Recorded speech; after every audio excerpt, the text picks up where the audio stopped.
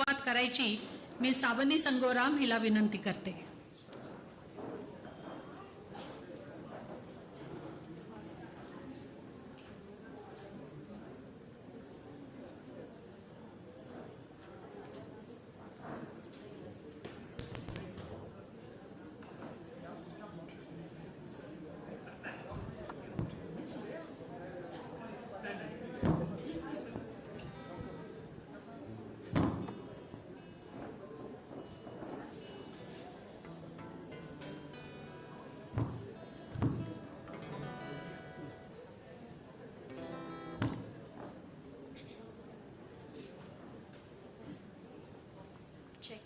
Check.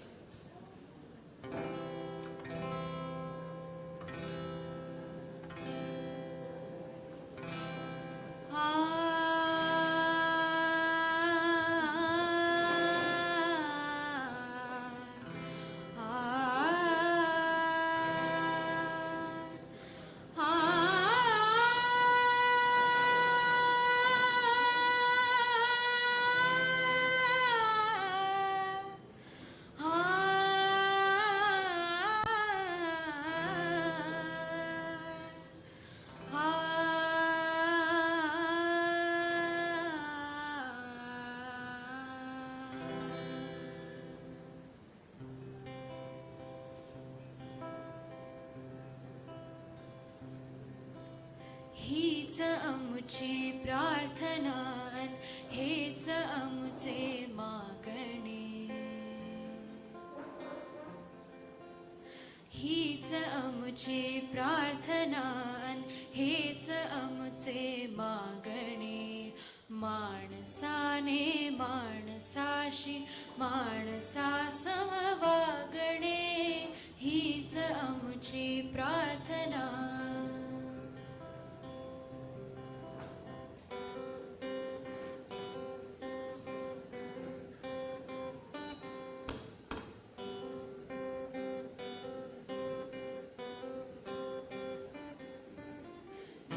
जाती प्रांत भाषा द्वेष सारे संपू दे. एक निष्ठा एक आशा एक रंगी रंगू दे. अन पुन्हा पसरो मनावर शुद्धतेचे चांदणे. माणसाने माणसाशी माणसा समवागणे हीच आमची प्रार्थना.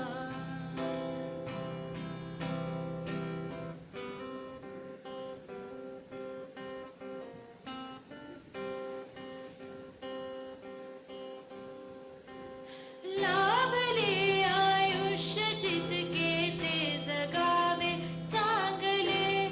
पाऊ दे चालू पुढे जे थांबले ते संपले.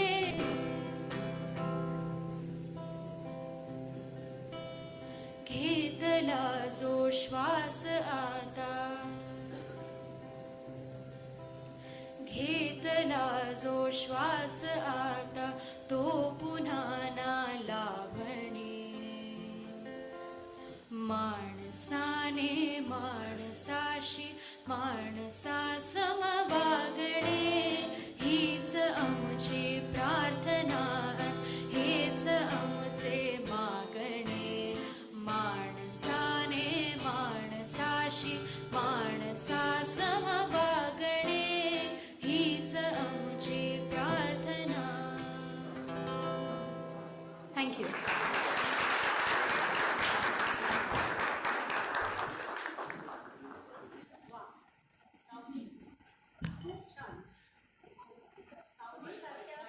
माईक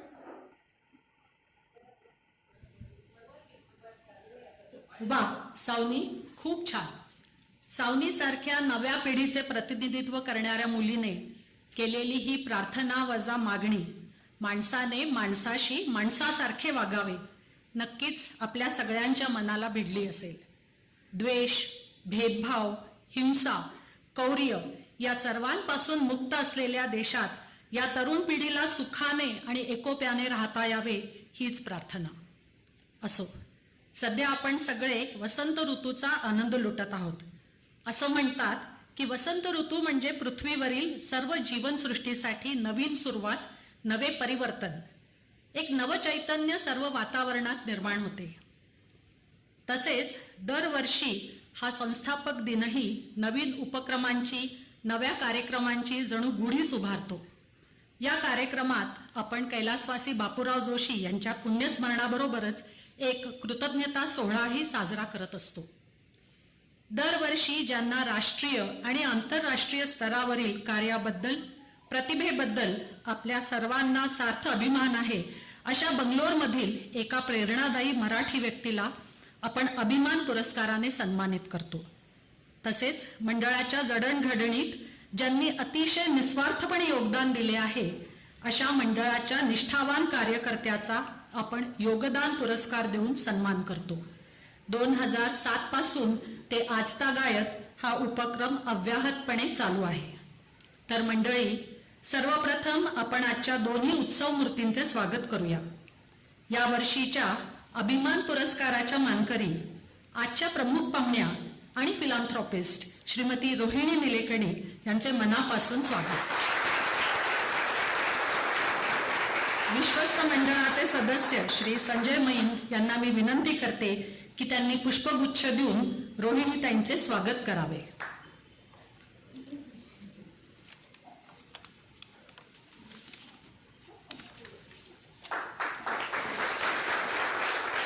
धन्यवाद संजय. तसेच यावर्षीच्या योगदान पुरस्काराच्या मानकरी श्रीमती अलका बोकील आणि त्यांचे पती श्री अनिल बोकील यांचेही स्वागत. त्यांना पुष्पगुच्छ देऊन त्यांचे स्वागत करण्याची मी मंडळाचे सदस्य दीपक आणि स्मिता यांना विनंती करते.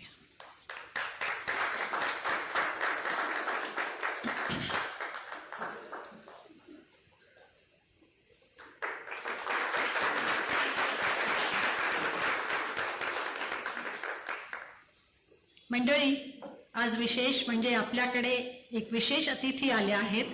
किर्लोस्कर सिस्टीम्स लिमिटेडच्या चेअरपर्सन आणि मॅनेजिंग डायरेक्टर कैलासवासी विक्रमराव किर्लोस्कर यांच्या सुविद्य पत्नी आणि आजच्या सत्कार मूर्ती रोहिणीताईंची अगदी जवळची मैत्रीण अशा श्रीमती गीतांजली किर्लोस्कर. गीतांजली, आपण आलात, आम्हाला खूप आनंद झाला.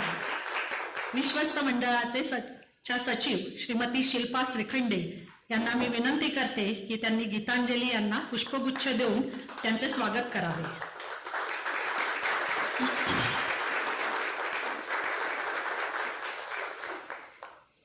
आज रोहिणी त्यांची अजून एक मैत्रीण या कौतुक सोहळ्यात सामील होत आहे. श्रीमती मीरा पाडी, आपले मंडळात आणि आजच्या कार्यक्रमात मनापासून स्वागत.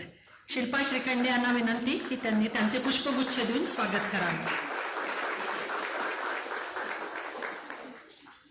आज अजून एक आनंदाची गोष्ट म्हणजे कैलासवासी बापूराव जोशींची तिसरी पिढीही आपल्याबरोबर कार्यक्रमात उपस्थित आहे.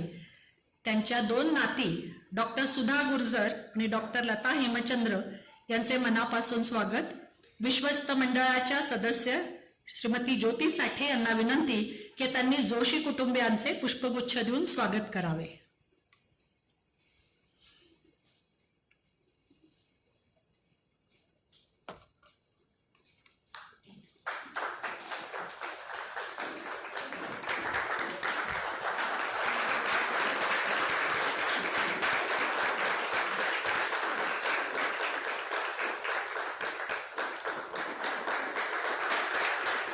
त्यांचे नातूही आज उपस्थित आहेत, त्यांचेही स्वागत.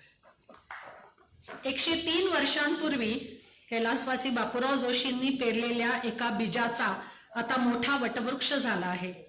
म्हणूनच दरवर्षी आपण संस्थापक दिनचरणाची सुरुवात त्यांच्या पुण्यस्मरणाने करतो.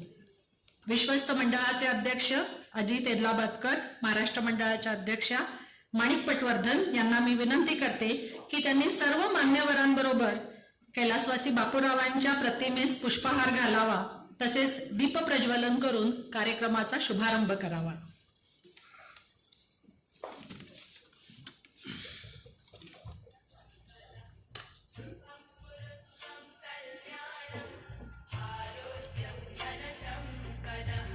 शत्रुबुद्धिविनाशाय दीपज्योतिर्नमोस्तुते.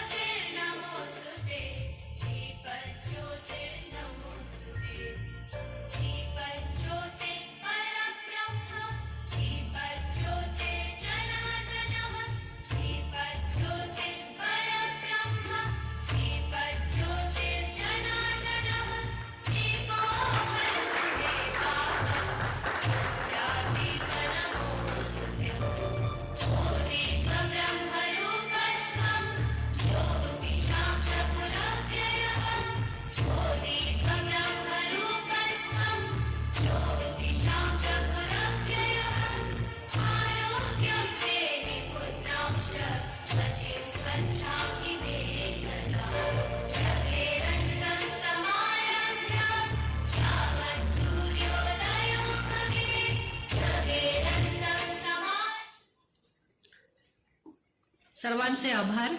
अजित आणि माणिक यांना मी विनंती करते की त्यांनी आजच्या प्रमुख पाहुण्या आणि अभिमान पुरस्काराच्या मानकरी रोहिणीताई आणि योगदान पुरस्काराच्या मानकरी अलकाताई यांना घेऊन व्यासपीठावर यावे.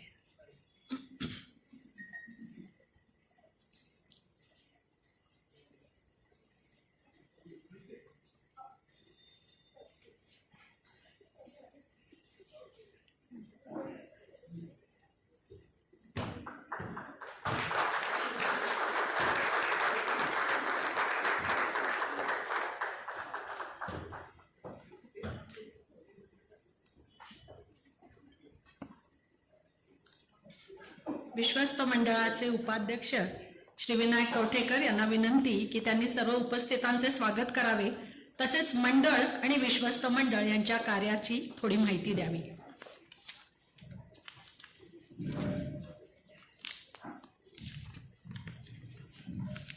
नमस्कार मंडळी. आजच्या संस्थापक दिनाच्या कार्यक्रमाला सर्वांचे मनःपूर्वक स्वागत. मी सर्वप्रथम स्वागत करतो ते सर्व प्रेक्षकांचे आणि श्रोत्यांचे. प्रेक्षक आणि श्रोते कुठल्याही कार्यक्रमात रंगतदार आणि उठावदार करण्यात त्यांचा महत्त्वाचा वाटा असतो, यात शंकाच नाही. प्रेक्षक आणि कार्यक्रम सादरकर्ते यांच्यामध्ये एक प्रकारचे टू वे कम्युनिकेशन प्रस्थापित होते. काही जणांना काही कारणाने या कार्यक्रमाला प्रत्यक्षात उपस्थित राहणे शक्य झाले नसेल, तसेच बंगलोर बाहेरील लोकांना सुद्धा हा कार्यक्रम बघता यावा साठी हा कार्यक्रम यूट्यूब आणि फेसबुकवर आम्ही लाईव्ह प्रक्षेपित करत आहोत. त्या सर्व प्रेक्षकांचेही स्वागत. आजच्या आपल्या प्रमुख पाहुण्या आणि अभिमान पुरस्काराच्या मानकरी श्रीमती रोहिणी निलकणी यांचे हे मनापासून स्वागत. तसेच योगदान पुरस्काराच्या मानकरी श्रीमती अलका बोकील यांचेही खूप खूप स्वागत. कैलासवासी विक्रम किर्लोस्कर यांच्या सुविद्य पत्नी श्रीमती गीतांजली किर्लोस्कर यांचेही मनापासून स्वागत. मंडळाचे संस्थापक कैलासवासी बापूराव जोशी यांच्या कुटुंबियांचेही स्वागत. आमच्या निमंत्रणावरून अभिमान व योगदान पुरस्कारांचे मागील वर्षांचे मानकरी, तसेच महाराष्ट्र मंडळाचे मागील वर्षाचे अध्यक्ष आणि विश्वस्त मंडळाचे डोनर ट्रस्टीज हे आज आवर्जून या कार्यक्रमाला उपस्थित आहे. त्या सर्वांचेही स्वागत. संस्थापक दिनाचा कार्यक्रम महाराष्ट्र निवास विश्वस्त मंडळ आणि महाराष्ट्र मंडळ संयुक्तपणे आयोजित करतात. महाराष्ट्र निवास विश्वस्त मंडळ आणि महाराष्ट्र मंडळ याबद्दल अगदी थोडक्यात सांगतो. कैलासवासी बापूराव जोशी यांनी 1920 साली महाराष्ट्र मंडळ स्थापन केले.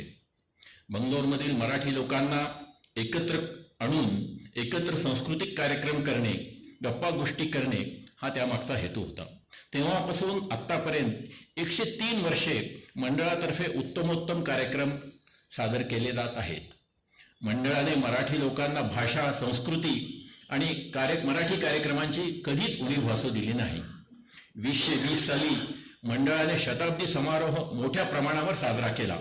बरेच उत्तम कार्यक्रम झाले. अर्थात कोविडच्या संकटामुळे बरेच कार्यक्रम ऑनलाईन करावे लागले. गणेशोत्सवात 10 दिवस तर कार्यक्रमांची रेलचेल असते याची आपल्या सर्वांना कल्पना आहेच. रंगदक्षिणी एकांकिका स्पर्धा हा मंडळाचा एक महत्त्वाचा कार्यक्रम आहे.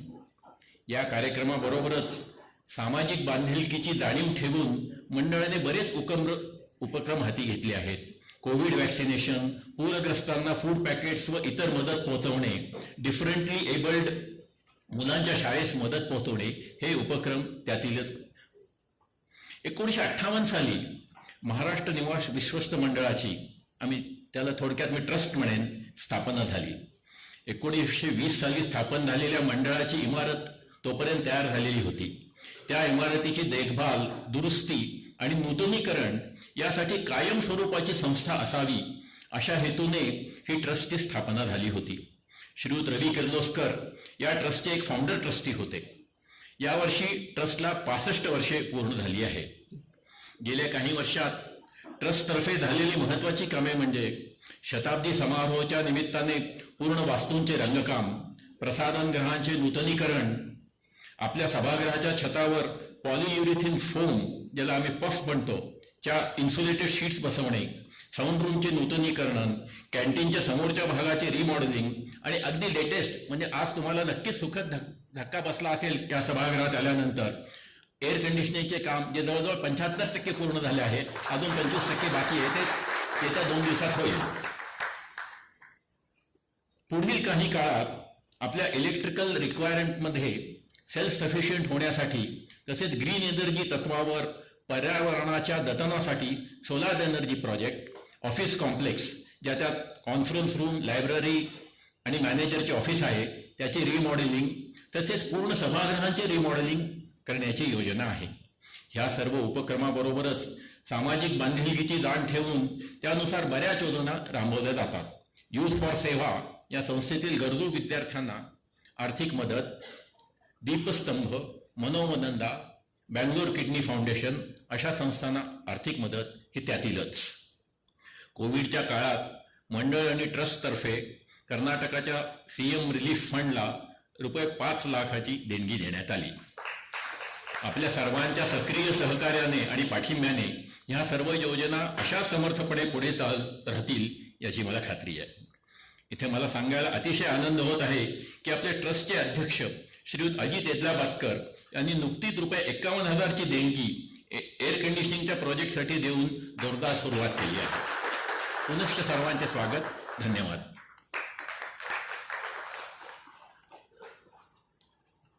धन्यवाद विनायक. आता आपण सन्मान सोहळ्याला प्रारंभ करूया. 2023च्या योगदान पुरस्काराच्या मानकरी अलका बोकील यांना मी पुरस्कार स्वीकारण्याची विनंती करते. पुढे ठेवलेल्या आसनावर त्यांनी आसनस्थ व्हावे ही विनंती.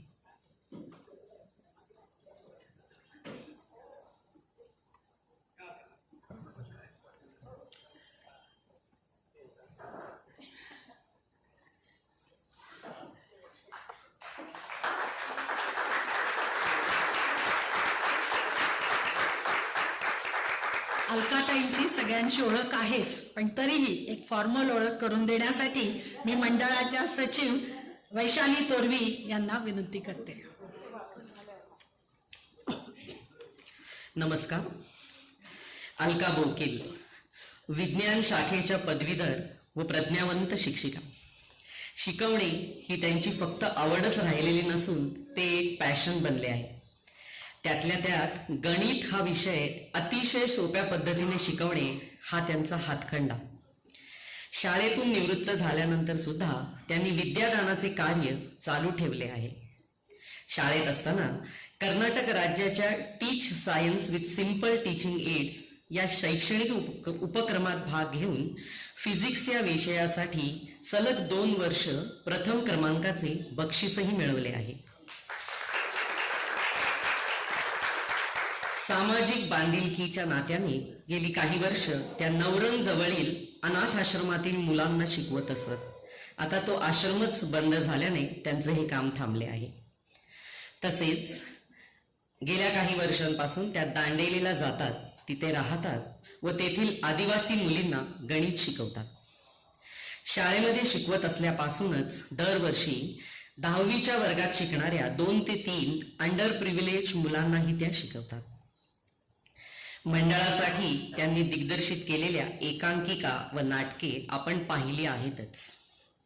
अभिनयाच्या कार्यशाळेत जॉन बेरी व महेश दत्तानी यांच्या अभिनय कार्यशाळेत त्यांनी त्या संबंधीचे प्रशिक्षणही घेतले आहे. आपल्या सर्वांना आठवत असेल तर यावर्षीच्या गणेशोत्सवात विविध गुणदर्शन स्पर्धेत आपुलकी संघाने जो अप्रतिम कार्यक्रम सादर केला होता तोही अलकाताईंनीच बसवला होता.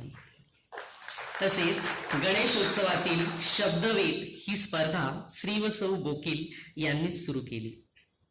याशिवाय अलकाताईंना विणकाम, भरतकाम, शिवणकाम, लेखन, वाचन, पाककला, संगीत व गायन या कलाही अवगत आहेत.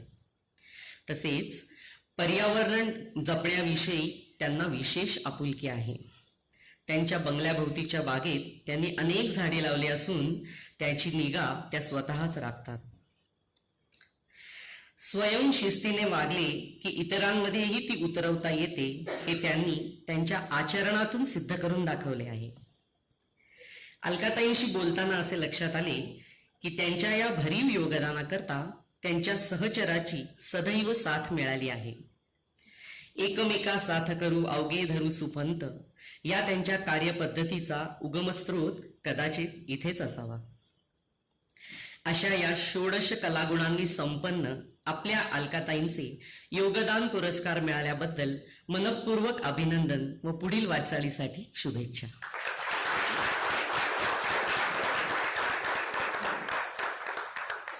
धन्यवाद वैशाली, इतकी छान ओळख करून दिल्याबद्दल. मंडळाचे अध्यक्ष माणिकताई, उपाध्यक्ष ओंकार संगोराम आणि विश्वस्त मंडळाचे अध्यक्ष अजित यांना विनंती की त्यांनी अलकाताईंचे शाल, श्रीफळ, भेटवस्तू, धनादेश आणि स्मृतिचिन्ह देऊन सत्कार करावा.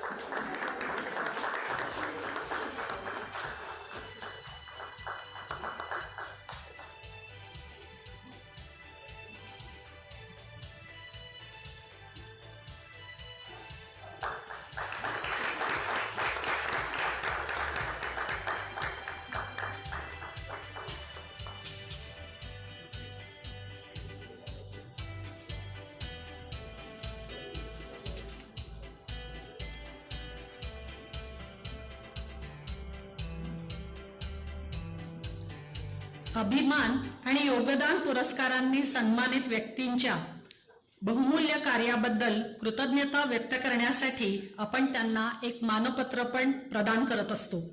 या मानपत्रात आपण त्यांच्या कामाला जणू मानाचा मुजराच करत असतो.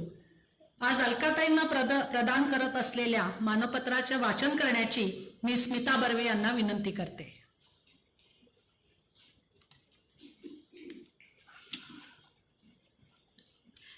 महाराष्ट्र मंडळाच्या ज्येष्ठ आजीव सदस्या श्रीमती अलका बोकील यांना 2023 या वर्षीचा योगदान पुरस्कार देताना आम्हाला अतिशय आनंद होत आहे.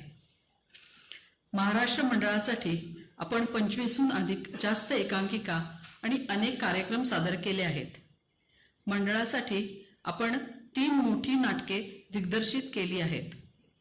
स्त्रियांसाठी नाट्य कार्यशाळा घेऊन अभिनय क्षेत्रातील आपल्या अनुभवाचा लाभ त्यांना करून दिला आहे.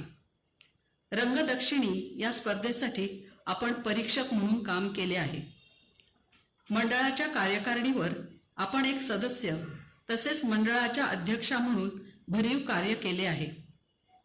मंडळातर्फे स्वातंत्र्यदिनी आपल्या अध्यक्षतेखाली फ्रीडम पार्क येथे वृक्षारोपण आयोजित करून पर्यावरणाचे संवर्धन करण्यासाठी आपण हातभार लावला आहात.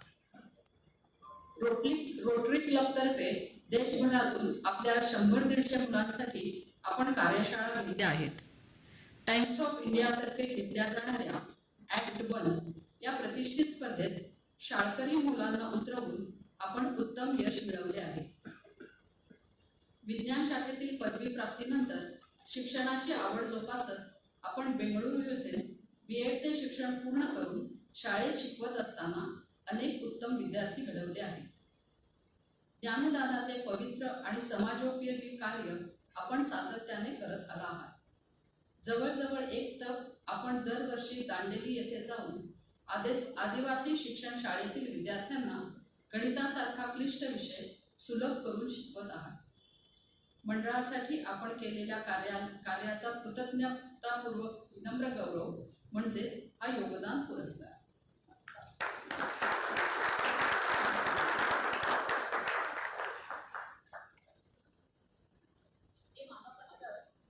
अलकाताईंना, रोहिणीताईंनी द्यावं इतकी विनंती. तसेच गिफ्ट हॅम्पर त्यांनी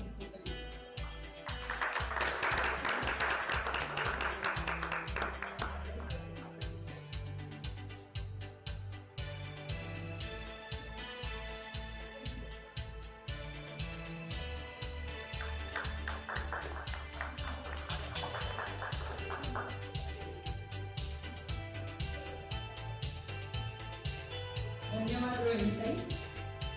आता अलकाताईंना विनंती की त्यांनी त्यांचे मनोगत आपल्या सगळ्यांबरोबर व्यक्त करावे.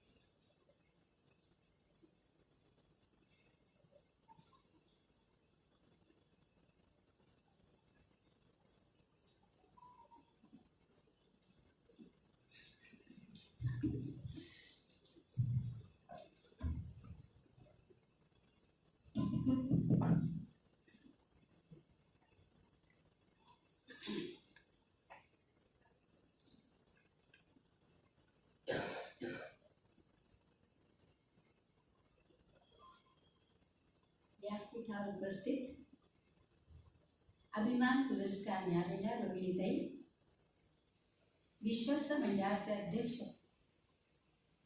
अजित अदलाबादकर आणि महाराष्ट्र मंडळाच्या अध्यक्षा माणिक पटवर्धन, सभागृहात उपस्थित असलेले अनेक मान्यवर आणि माझ्या मित्रमैत्रिणी, नमस्कार. या योगदान सत्काराच्या खुर्चीत बसणं हे माझ्यासाठी खूप अनपेक्षित होतं, पण हा बहुमान मला दिल्याबद्दल मी महाराष्ट्र मंडळाचे शतशः आभारी आहे. 1975 सालापासून मी मंडळाशी संलग्न आहे. या 48 वर्षाच्या प्रदीर्घ काळातील आठवणी माझ्या मनात नेहमीच आनंद देतात. मी बंगलोरला आले तेव्हा दूरदर्शन, टेलिफोन आणि अर्थातच मोबाईल नव्हता.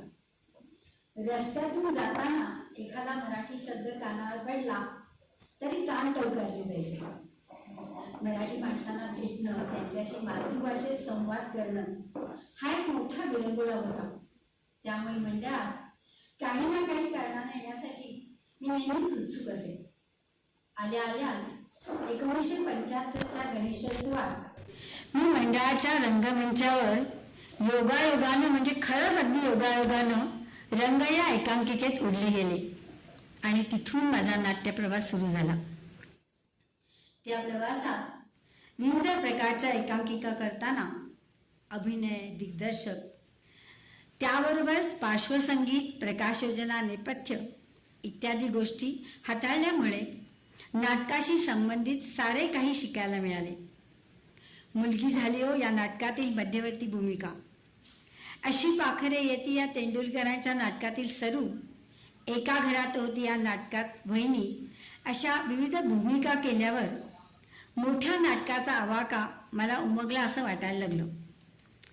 फक्त वाटायलाच लागलं, पण त्याचा परिपाक म्हणून माझं घर आणि घर तिघांचं हवं या 2 मोठ्या नाटकांच्या दिग्दर्शनाची जबाबदारी मी स्वीकारू शकले. नंतर गिरीश कर्नाड यांच्या हैवदन सारख्या अवजड आणि अवघड नाटकात अनेक विभाग मी हाताळले आणि मग 2005 मध्ये तत्कालीन मंडळाच्या अध्यक्षा पद्माताई टोळ यांनी मंडळाच्या नाटकाची जबाबदारी माझ्यावर सोपवली. मी नाटक निवडलं होतं. शेखर ढवळीकर यांचं लिहिलेलं नाटक होतं रिमोट कंट्रोल. आईवडिलांच्या महत्वाकांक्षेखाली चिरडले जाणारे मुलांचे बालपण हा धगधगता आणि जिव्हाळ्याचा विषय मी निवडला होता.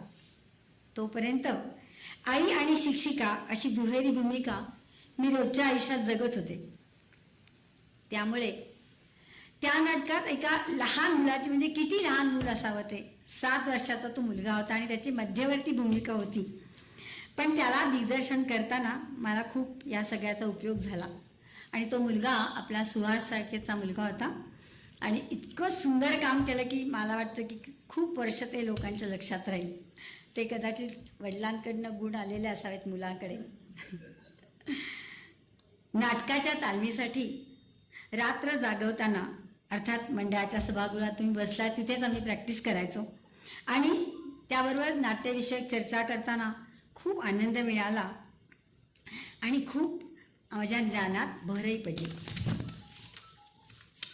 एकांकिकेतील प्रत्यक्ष सहभाग कमी झाल्यावर कमलाबाई मराठे करंडक आणि रंगदक्षिणी या मंडळाच्या प्रमुख स्पर्धांच्या परीक्षणाची जबाबदारी सहजपणे पार पाडू शकले.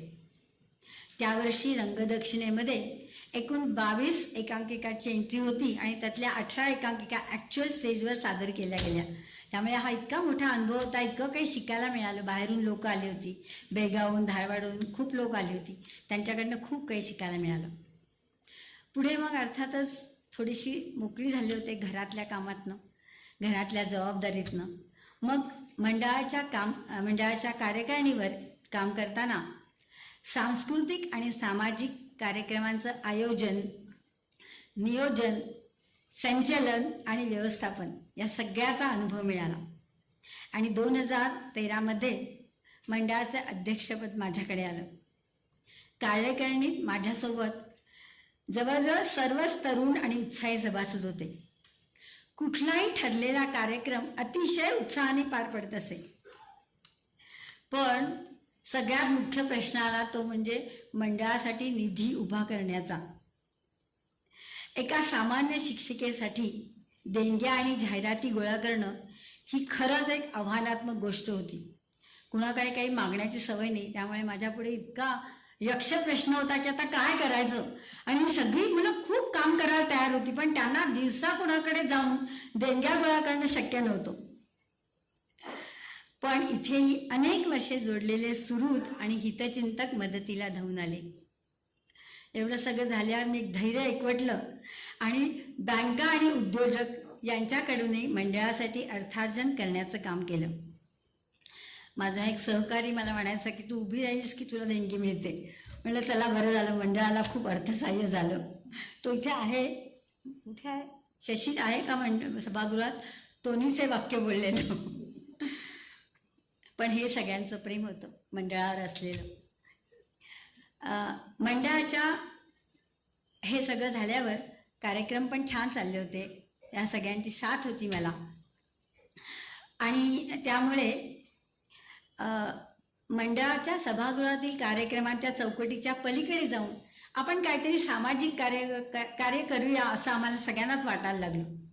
आणि म्हणून आम्ही मंडळाच्या अनेक सभासदांना एकत्र आणून फ्रीडम पार्कच्या प्रांगणात वृक्षारोपणाचा कार्यक्रम 15 ऑगस्टला केला. आज त्या जागी वृक्षांतरित झालेली ती रोपटी एका छोट्या वनराईच्या रूपात इतरांना सावली देत आहेत. त्यावेळी साथ देणाऱ्या कार्यकारिणीच्या सभासदांची मी खरोखर मनापासून ऋणी आहे. मला एक गोष्ट इथे नक्की नमूद करायला आवडेल की खरोखरी वर्षभर माझ्या कार्यकारिणीतल्या सगळ्या सभासदांनी 1 कप चहावर रोज सगळ्या सभा पार पडल्या. आणि जेव्हा त्यांना येणं शक्य नव्हतं तेव्हा त्यांनी ऑनलाईन रात्री 10 वाजता मीटिंग घेत असो. आणि हे खरंच कौतुकास्पद आहे. सगळेजण यंग होते आणि तरी पण इतकं मन लावून त्यांनी काम केले त्यावर्षी. त्यावेळी मला साथ देणाऱ्या कार्यकारिणीच्या सभासदांची मी मनापासून ऋणी आहे. तसेच सढळ हाताने अर्थसहाय्य करणाऱ्या, वेळोवेळी मला प्रोत्साहन देणाऱ्या आणि चुकले तर हक्काने कानही धरणाऱ्या सर्व ज्येष्ठ सभासदांचं आणि मित्रमैत्रिणींचं मी नक्कीच आभारी आहे. या सर्वांची ज्यांनी मला मदत केली त्यांनी खरंच नावं घेणं शक्य नाही आहे, खरंच शक्य नाही आहे. 100पेक्षा जास्त नावं आहेत. इथपर्यंत प्रवास केला आहे 48 वर्षाचा, तो काही सहज झाला नाही आहे. एवढी काही मी जरी तिने सांगितलं असतं मी प्रज्ञावंत आहे तरी की तशी मी काही नाही आहे. मी एक सामान्य तुमच्यातल्यासारखीच आपली सामान्य घरकाम करणारी बाई, घरात घर सांभाळणारी बाई होते. आणि त्यातनं हे सगळं घडत गेलं. ह्याचं श्रेय मी नक्कीच महाराष्ट्र मंडळाला देईन. तर या सगळ्यांचं खरंच नाव घेणं शक्य नाही आहे. पण ज्येष्ठांचे आशीर्वाद, मित्रमैत्रिणींच्या शुभेच्छा, तरुणांचे सहकार्य माझ्या नेहमीच पाठीशी राहिले आहे आत्तापर्यंत. या सगळ्यांच्या ऋणात त्यांची नावं न घेता मला त्यांच्या ऋणात नक्कीच राहायला आवडेल. आजच्या या योगदान पुरस्कारामुळे या सगळ्यांच्या सहकार्याने मी पोचू शकले याची मला नक्कीच जाणीव आहे. शतकोत्तर वाटचाल करणाऱ्या आपल्या मंडळाची धुरा नवीन उत्साही सभासद समर्थपणे सांभाळत आहेत. त्या सर्वांना माझ्याकडून मनापासून शुभेच्छा. धन्यवाद.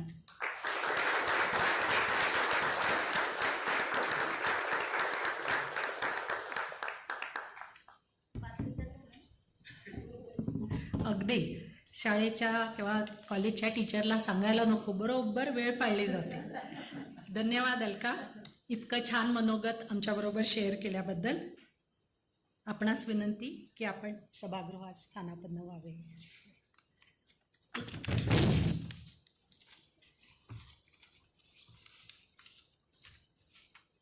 मंडळी, आता वळूया या वर्षीच्या अभिमान पुरस्काराकडे.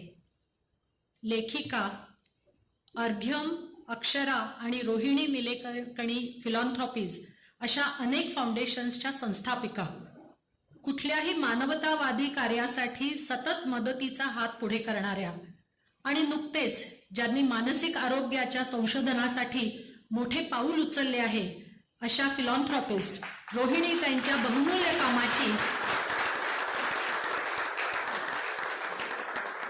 बहुमूल्य कामाची दाद फक्त भारतातूनच नव्हे तर जगभरातून नेहमीच मिळत आली आहे. जशी आत्ता उत्स्फूर्तपणे मिळाली तशी.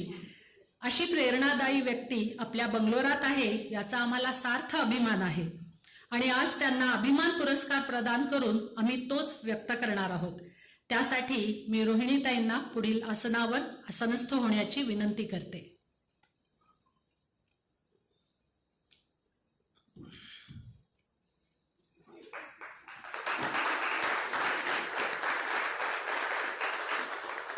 या पुरस्कार वितरण सोहळ्यात सहभागी होण्यासाठी मी आजच्या आपल्या विशेष अतिथी श्रीमती गीतांजली यांनाही व्यासपीठावर आमंत्रित करते.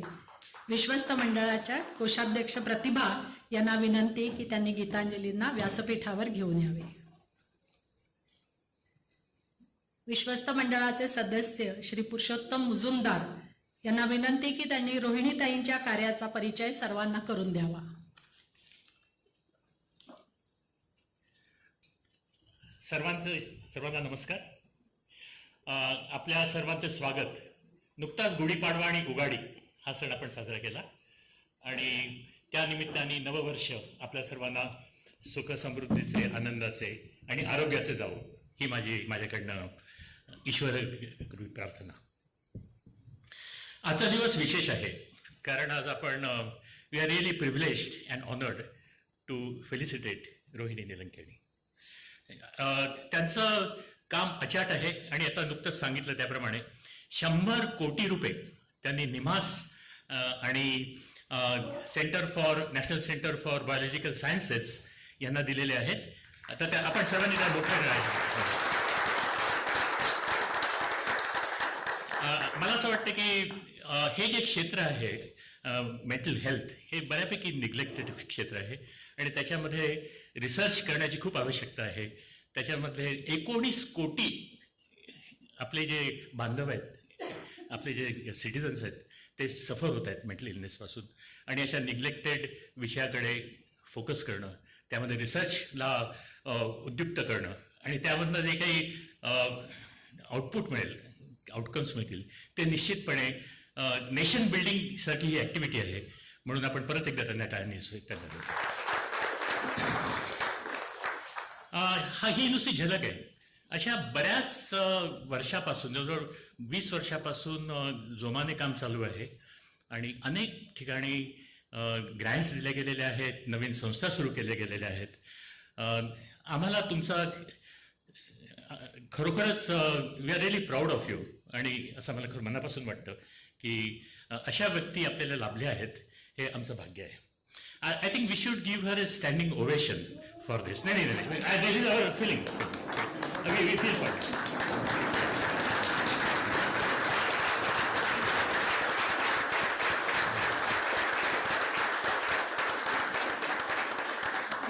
त्यांना गेली 3 वर्ष एक मला वाटतं की सर्वात प्रथम क्रमांकाला महिला ज्यांनी फिलॉन्थ्रॉफी केलेली आहे हिंदुस्थानामध्ये, तर अशा प्रकारचं अवॉर्ड पण त्यांना, अशा प्रकारचं रिकग्निशन त्यांना गेले 3 वर्ष सतत मिळत गेलेलं आहे. आता मूळ विषयाकडे वळू. आपल्या सर्वांना खूप उत्सुकता असेल की रोहिणीताई ह्या कशा आहेत, त्यांचे एवढे इन्फ्लुएन्सेस काय आहेत लहानपणीचे. त्यांचा सर्वांना खूपच उत्सुकता आहे की रोहिणी त्या रोहिणी निलंकेणी कशा झाल्या. रोहिणी सोमण ह्या रोहिणी निलंगेणी कशा झाल्या? त्यानंतर अर्थातच इन्फोसिसचे इन्फ्लुएन्सेस, त्याच्या व्हॅल्यूज याचा काही इम्पॅक्ट झाला का? आणि त्यानंतर त्यांचं जे कार्य आहे ते प्रचंड कार्य आहे, त्याचा इम्पॅक्टही प्रचंड आहे त्याबद्दल. आणि अर्थात फ्युचर हा इतका वास्ट सब्जेक्ट आहे की हा इंट्रोडक्शनमध्ये कठीण आहे. म्हणून आम्ही असा प्लॅन केलेला आहे की क्वेश्चन आणि आन्सर सेशनमध्ये यातला बराचसा भाग कव्हर केला जाईल. तर मला असं वाटतं की आपण इंटरेस्टिंग तो दुसरा जो पॉईंट आहे की ह्या रोहिणी निलंगेणी कशा झाल्या? 21 डिसेंबर 1977 ही तारीख अतिशय महत्वाची आहे. ह्या एल्फिस्टन कॉलेजचा हा कॉलेज डे आहे, 21 डिसेंबर 1977. त्या दिवशी त्यांनी क्विज कॉम्पिटिशन ठेवली होती आणि त्या क्विज कॉम्पिटिशनमध्ये IITच्या टीममधनं नंदन निलंगेणी आले होते. रोहिणी निलंगेणी एल्फिस्टन कॉलेजच्या टीममध्ये आणि नंदन निलंगेणी त्या टीममध्ये, आणि रेस्ट इज द हिस्ट्री. त्या आपण खरोखरच एल्फिस्टन कॉलेजचे आभार मानायला पाहिजे, कारण त्यांनी हे 2 रिव्होल्युशनरीज आपल्याला दिलेले आहेत. आणि एक नंदननी ही has revolutionised complete digital infrastructure in India. आपल्या सर्वांचं आयुष्य त्यांनी बदलून टाकलेलं आहे. आधार कार्ड आणि प्रचंड काम आहे. इन्फोसिसचे चेअरमनशिप, इन्फोसिसची धुरा सांभाळणे काही सोपी गोष्ट नाही. आणि एक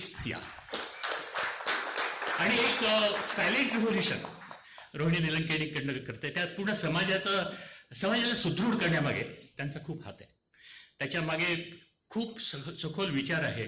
आणि त्यांनी जे आतापर्यंत काम केलेलं आहे ते पूर्ण असं मला वाटतं त्याचं संकलन करून त्याची जी फिलॉसॉफी आहे ते ह्या पुस्तकामध्ये त्यांनी लिहिलेलं आहे. या पुस्तक आहे समाज, सरकार आणि बाजार.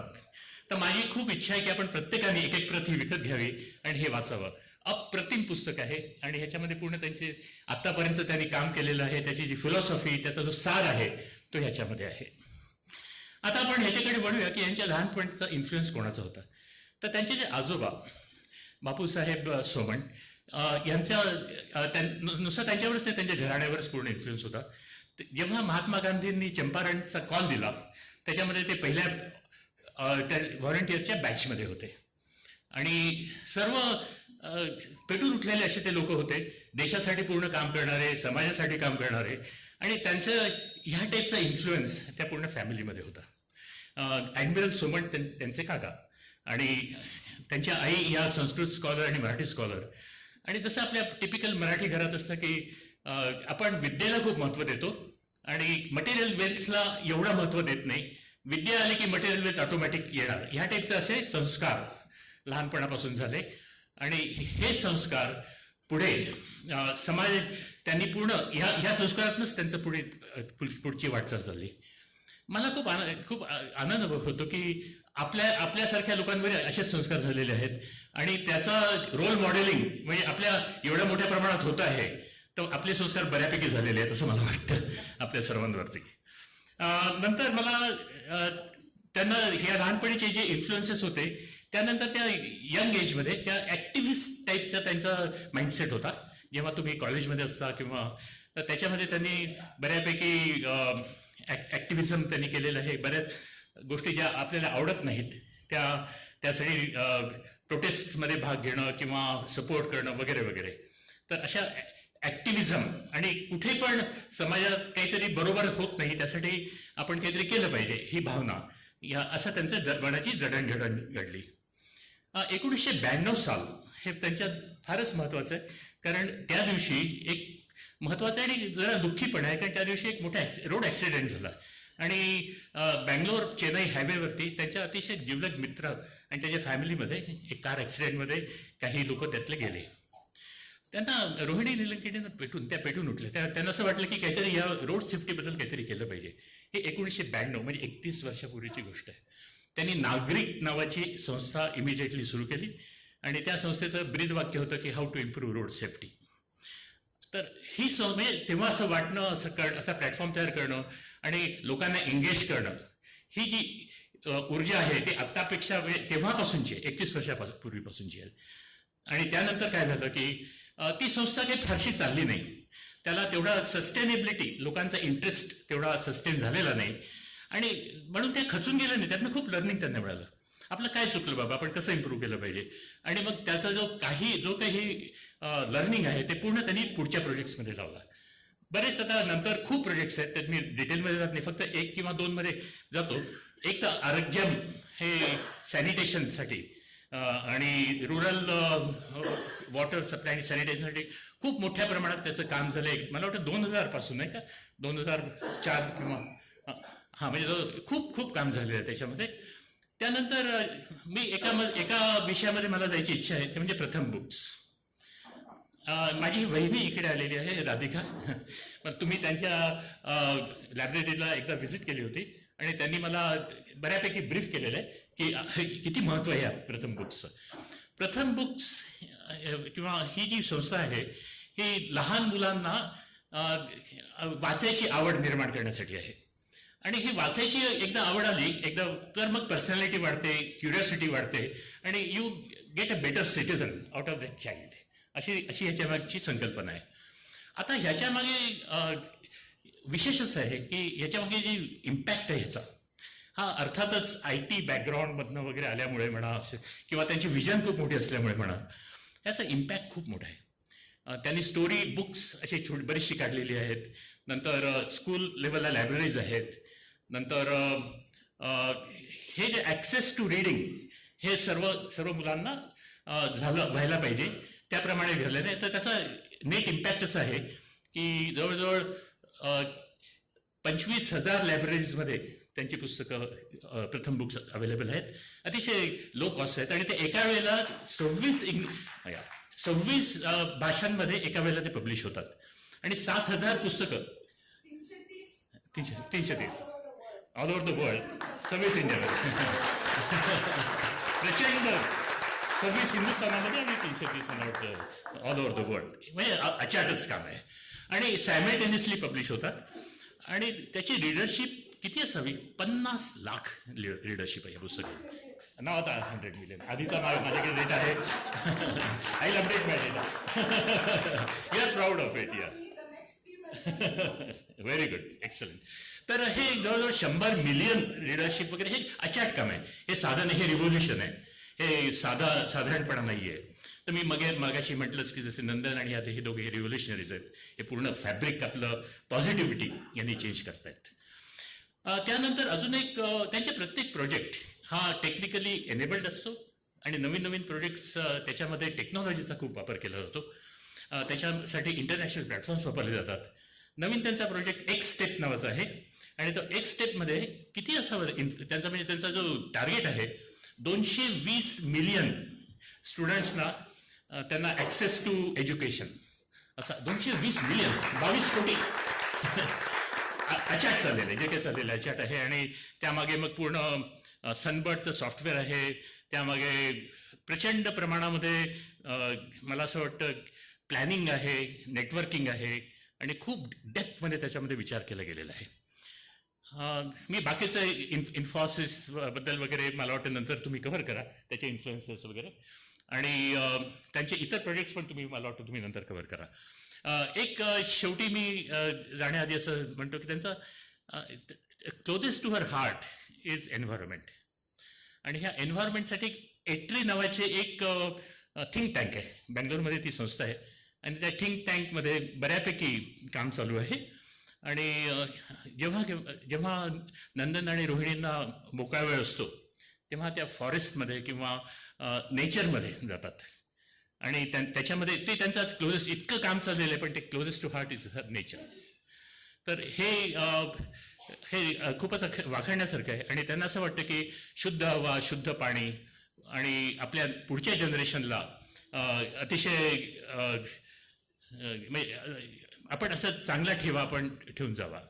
तर अशा प्रकारे मला असं वाटतं की हे काम जे काही चालू आहे म्हणजे जसं तुम्ही म्हणाल होता त्या दिवशी की लगे रहो मुन्नाबाई काम चालू आहे. तर मी त्यामुळे पुढे जाऊन असं म्हणेन की पिक्चर तो भी बाकी है. खूप काम चाललेलं आहे प्रचंड. आणि आम्हा सर्वांना या तुम्हाला शुभेच्छा आणि असंच जोमाने काम चालू द्या आणि त्यासाठी धन्यवाद. नमस्कार.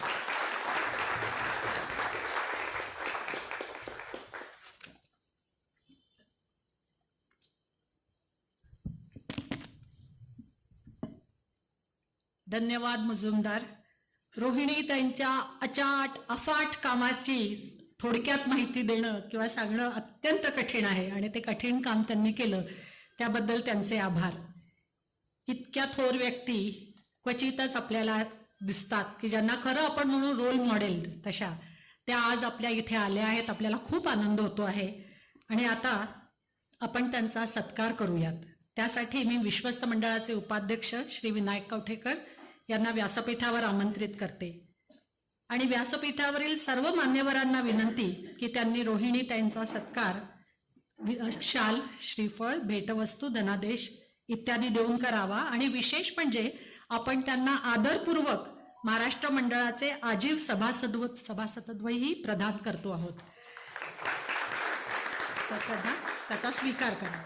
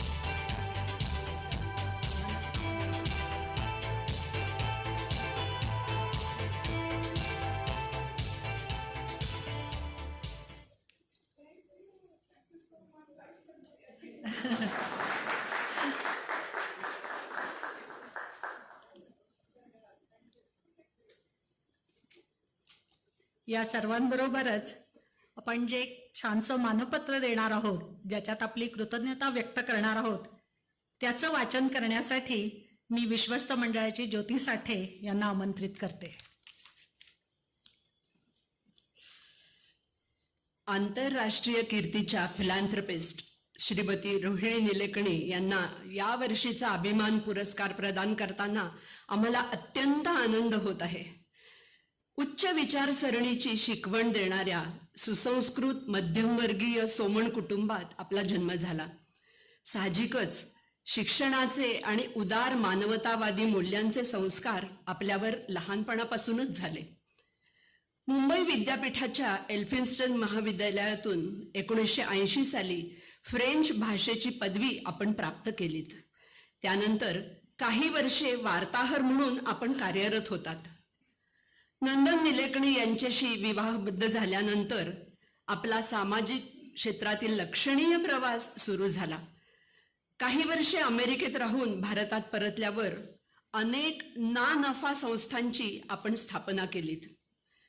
पाणी आणि स्वच्छता विषयक समस्यांवर काम करणारी अर्घ्यम फाउंडेशन, प्राथमिक शिक्षणावर लक्ष केंद्रित करणारी Akshara foundation, Ashoka trust for research in ecology and environment, EkStep हा शिक्षण मंच, अशा अनेक संस्थांचे संचालक संस्थापक पद आपण भूषवत आहात.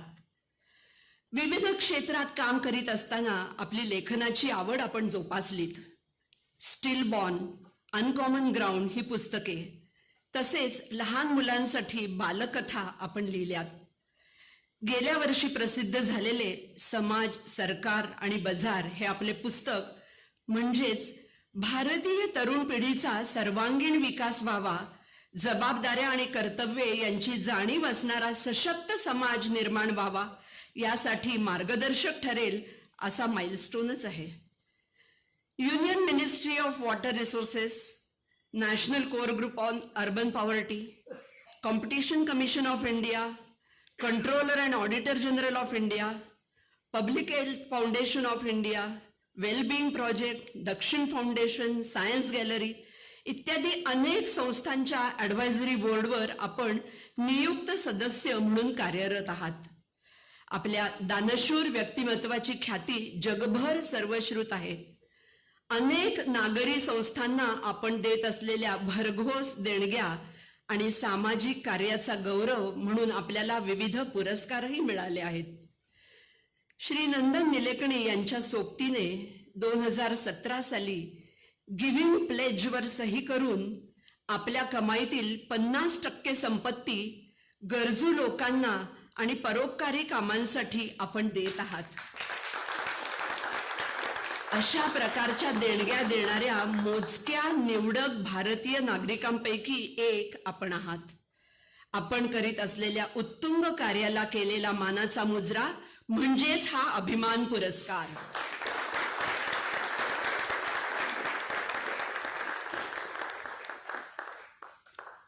धन्यवाद ज्योती. आणि हे मानपत्र रोहिणी ताईंना प्रदान करण्यासाठी आपल्याला गीतांजलींसारखी अत्यंत सुयोग्य व्यक्ती लाभली आहे. त्यांना विनंती की त्यांनी मानपत्र प्रदान करावे.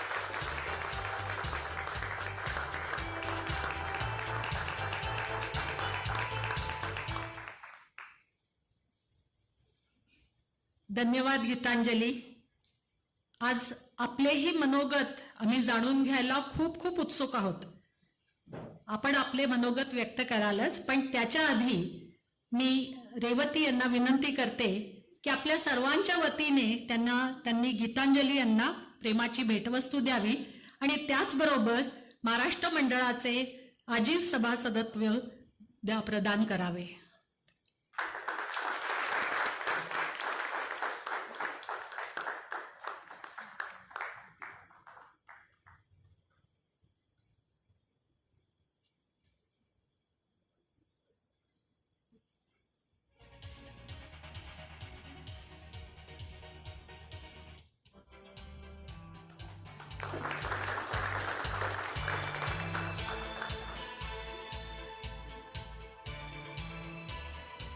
गीतांजली यांना विनंती की त्यांनी आपले मनोगत व्यक्त करावे. नमस्कार. मला इंग्लिशमध्ये बोललं तर चालेल ना? म्हणजे मध्ये मध्ये मराठीत बोलेन, पण थोडंसं जास्त कम्युनिकेशन सोपं होईल.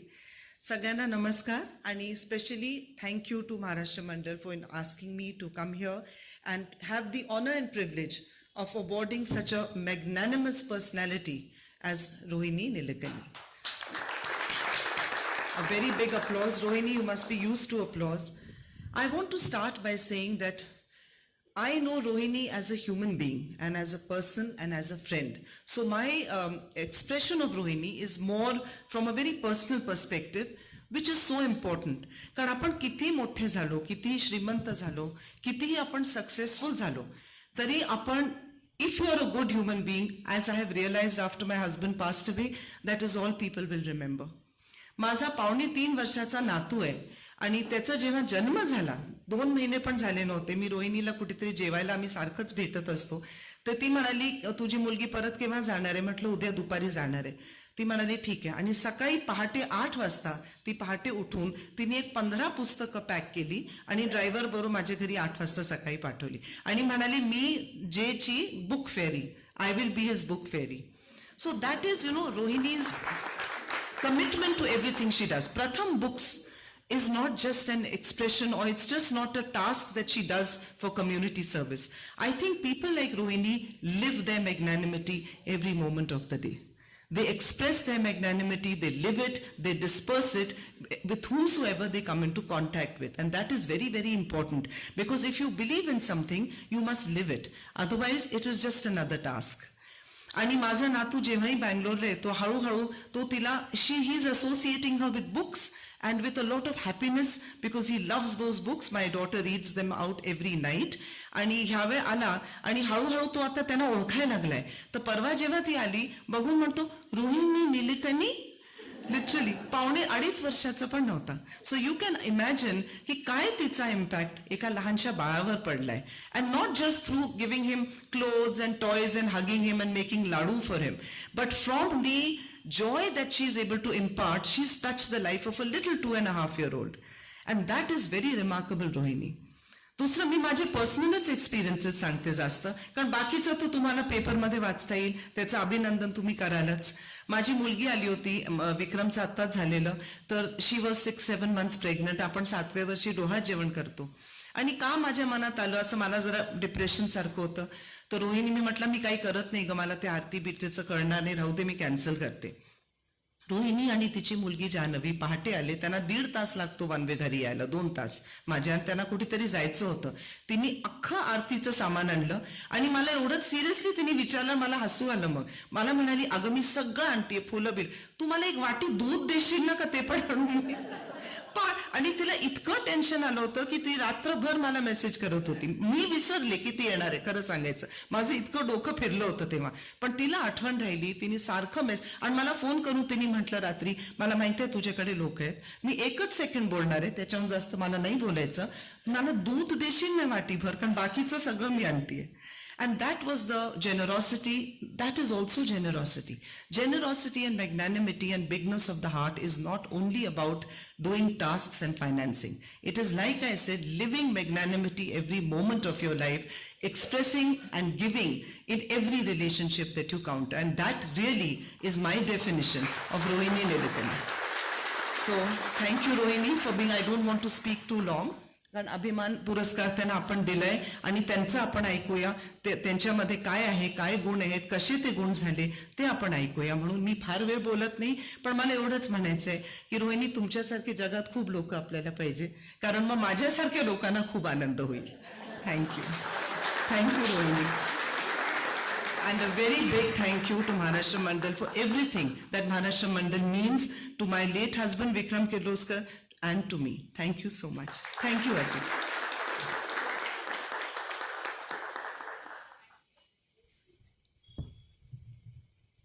मला सुद्धा भारावल्यासारखं झालं आहे.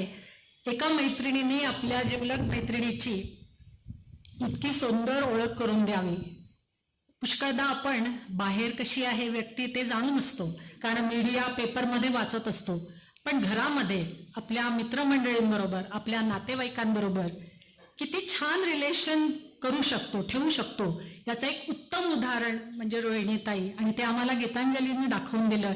याबद्दल त्यांचे खूप खूप आभार. आता रोहिणीताईंना विनंती, आज आपल्याला 2 प्रतिभावान विदुषींचे विचार ऐकायची सुवर्ण संधी मिळाली आहे. हे खरोखरच आपलं खूप भाग्य आहे. मी रोहिणीताईंना विनंती करते की त्यांनीही त्यांचे मनोगत व्यक्त करावे.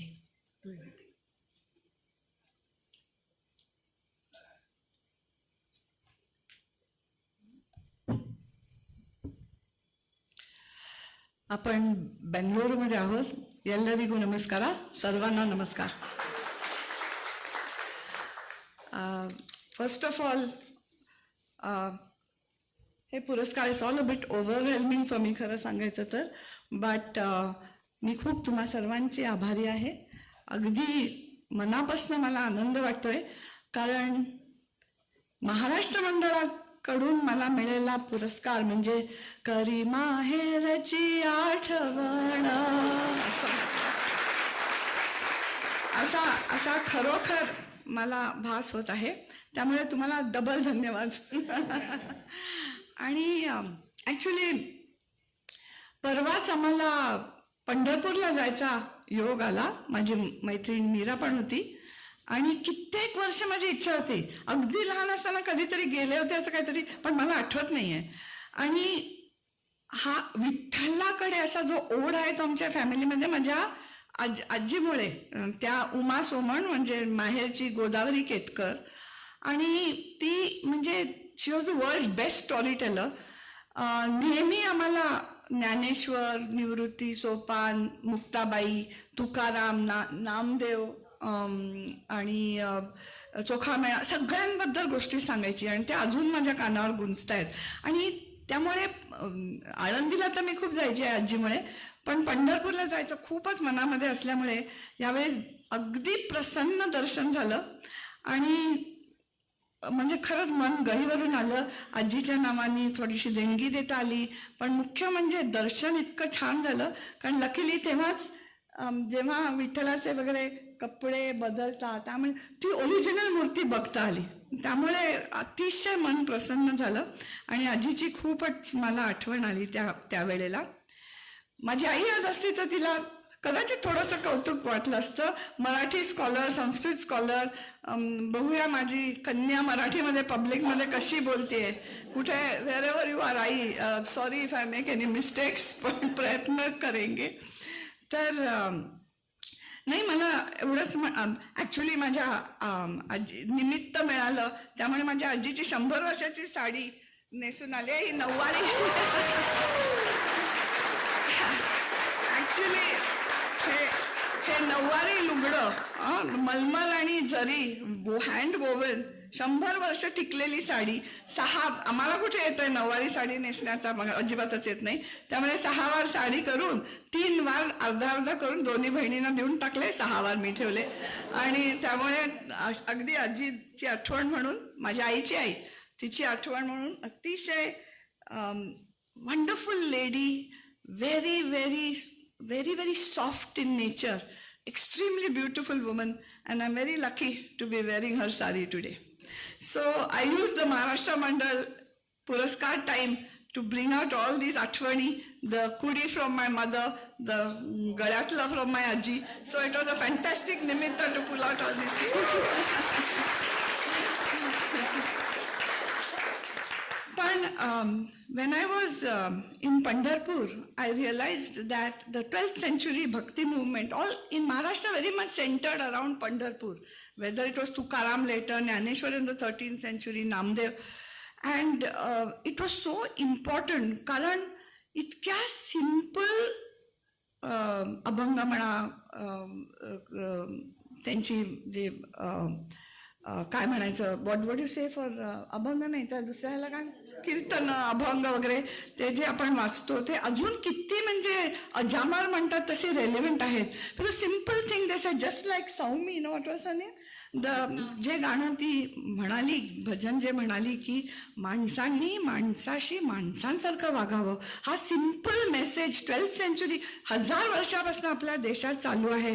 आणि मला वाटतं आजच्या भारतवर्षाचा अतिशय इम्पॉर्टंट मेसेज असल्यामुळे तिथे पंढरपूरला गेल्यानंतर मला त्याची आणखीनच जाणीव झाली की how relevant those messages from 1000 years ago are today. So we were really blessed to be able to go there.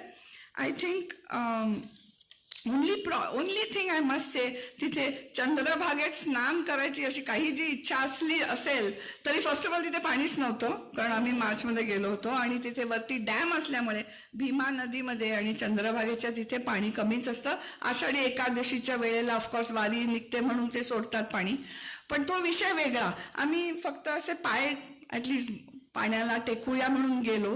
पण खरोखर तुम्हाला पण माहिती असेल आपल्या नद्यांची काय अवस्था झालेली आहे भारतात. कुठच्याही पवित्र देवस्थळापाशी सुद्धा आपण कसा कचरा, कसं प्रदूषण असतं आपल्या इथे. तर मला खरोखर वाटतं we need a kind of a full societal mission and awakening that we should keep our sacred places clean. आणि दुसरं कोण करणार आहे, समाजालाच करायला लागेल, आपल्यालाच करायला लागेल, सरकार किती करणार. त्यामुळे ही पण जाणीव मला खूपच झाली. आणि आपण कधी पण कुठच्याही देवळाकडे गेलो की काहीतरी आपण देणगी द्यायच्या, नुसती तशी देणगी द्यायच्या ऐवजी हुंडीमध्ये कदाचित त्यांचा काही स्वच्छतेचा कार्यक्रम असेल तर कदाचित आपण सर्व समाजातली लोक त्याकडे थोडीशी देणगी सुद्धा द्यावी, असं माझं मत बनलेलं आहे आणि मी करतच राहीन. आणि एवढंच, आता आम्ही बोलणारच आहोत, आमचा संवाद होणारच आहे, त्यामुळे मी आणखी काही बोलत नाही.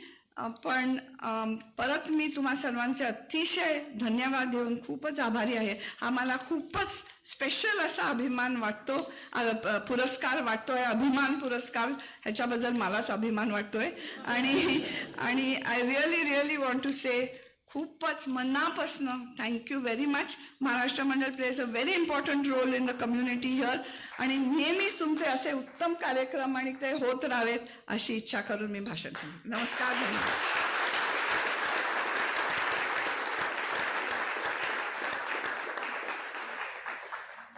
धन्यवाद रोहिणीताई. महाराष्ट्र मंडळाला तुम्ही माहेरघर अशी इतकी सुंदर उपमा दिली, अजून काय हवं. कधीही तुमच्या आईची, आजीची आठवण झाली तर या माहेरघरी जरूर या. तुमचे मंडळात आणि मंडळाच्या कार्यक्रमात सदैव स्वागत असेल. आता आपण त्यांची थोडंसं ऐकलं, पण तरीही त्यांचे विचार, त्यांचा छंद, कार्य सर्वच आपल्याला अजून जाणून घ्यायचं आहे आणि त्यांच्याशी अजून खूप संवाद साधायचा आहे. तर आपल्या सर्वांच्या वतीने त्यांच्याशी संवाद साधणार आहेत अजित आणि प्रतिभा. त्यासाठी मी व्यासपीठावरील बाकी मान्यवर म्हणजे माणिक ऑलरेडी खाली जाऊन बसले आहेत, तर मी आता प्रतिभाला इथे बोलवते आणि ओव्हर टू यू अजित आणि प्रतिभा.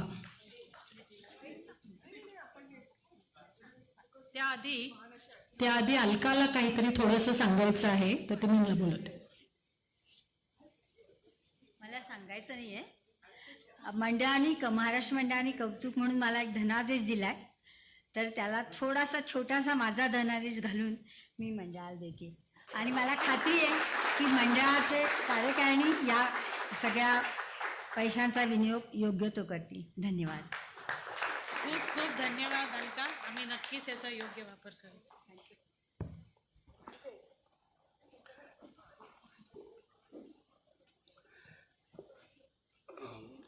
वेल, इट वॉज अ प्लेजर की रोहिणी एवढं चांगलं मराठी बोलतात. Sorry.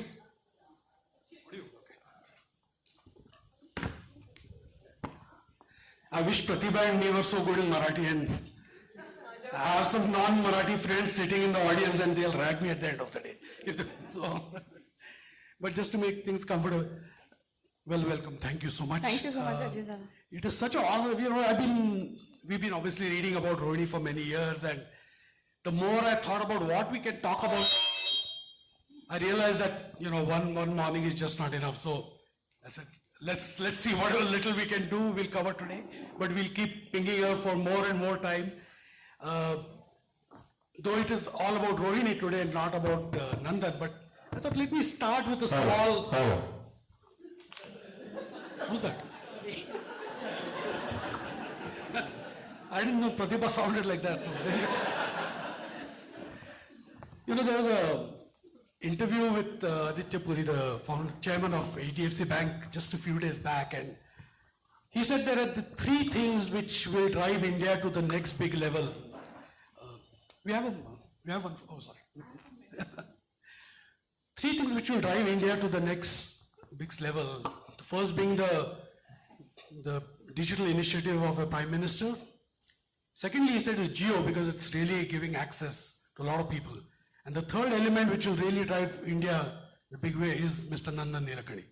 So let's give him a big hand, because this gentleman is just doing wonders. Like, you know, honestly, I'm so happy that he's really stepped back out from Infosys, because it is not one company who deserves him, the whole nation. And today he's being consulted by leading banks all over the world. So he's really a global resource, and such a person should not be confined. So it's wonderful having you here. So let's start trying to understand a little bit. Now Mazumdar did cover, but from my understanding, you come from a background where Baba Saheb was a Gandhi, and your mother's parents were they were well-to-do, had a funeral, so more of the capitalist, I would say. So was your childhood really divided, that, you know, on one side you have the complete socialist angle, while the other side you had... So how was it growing up? Was it...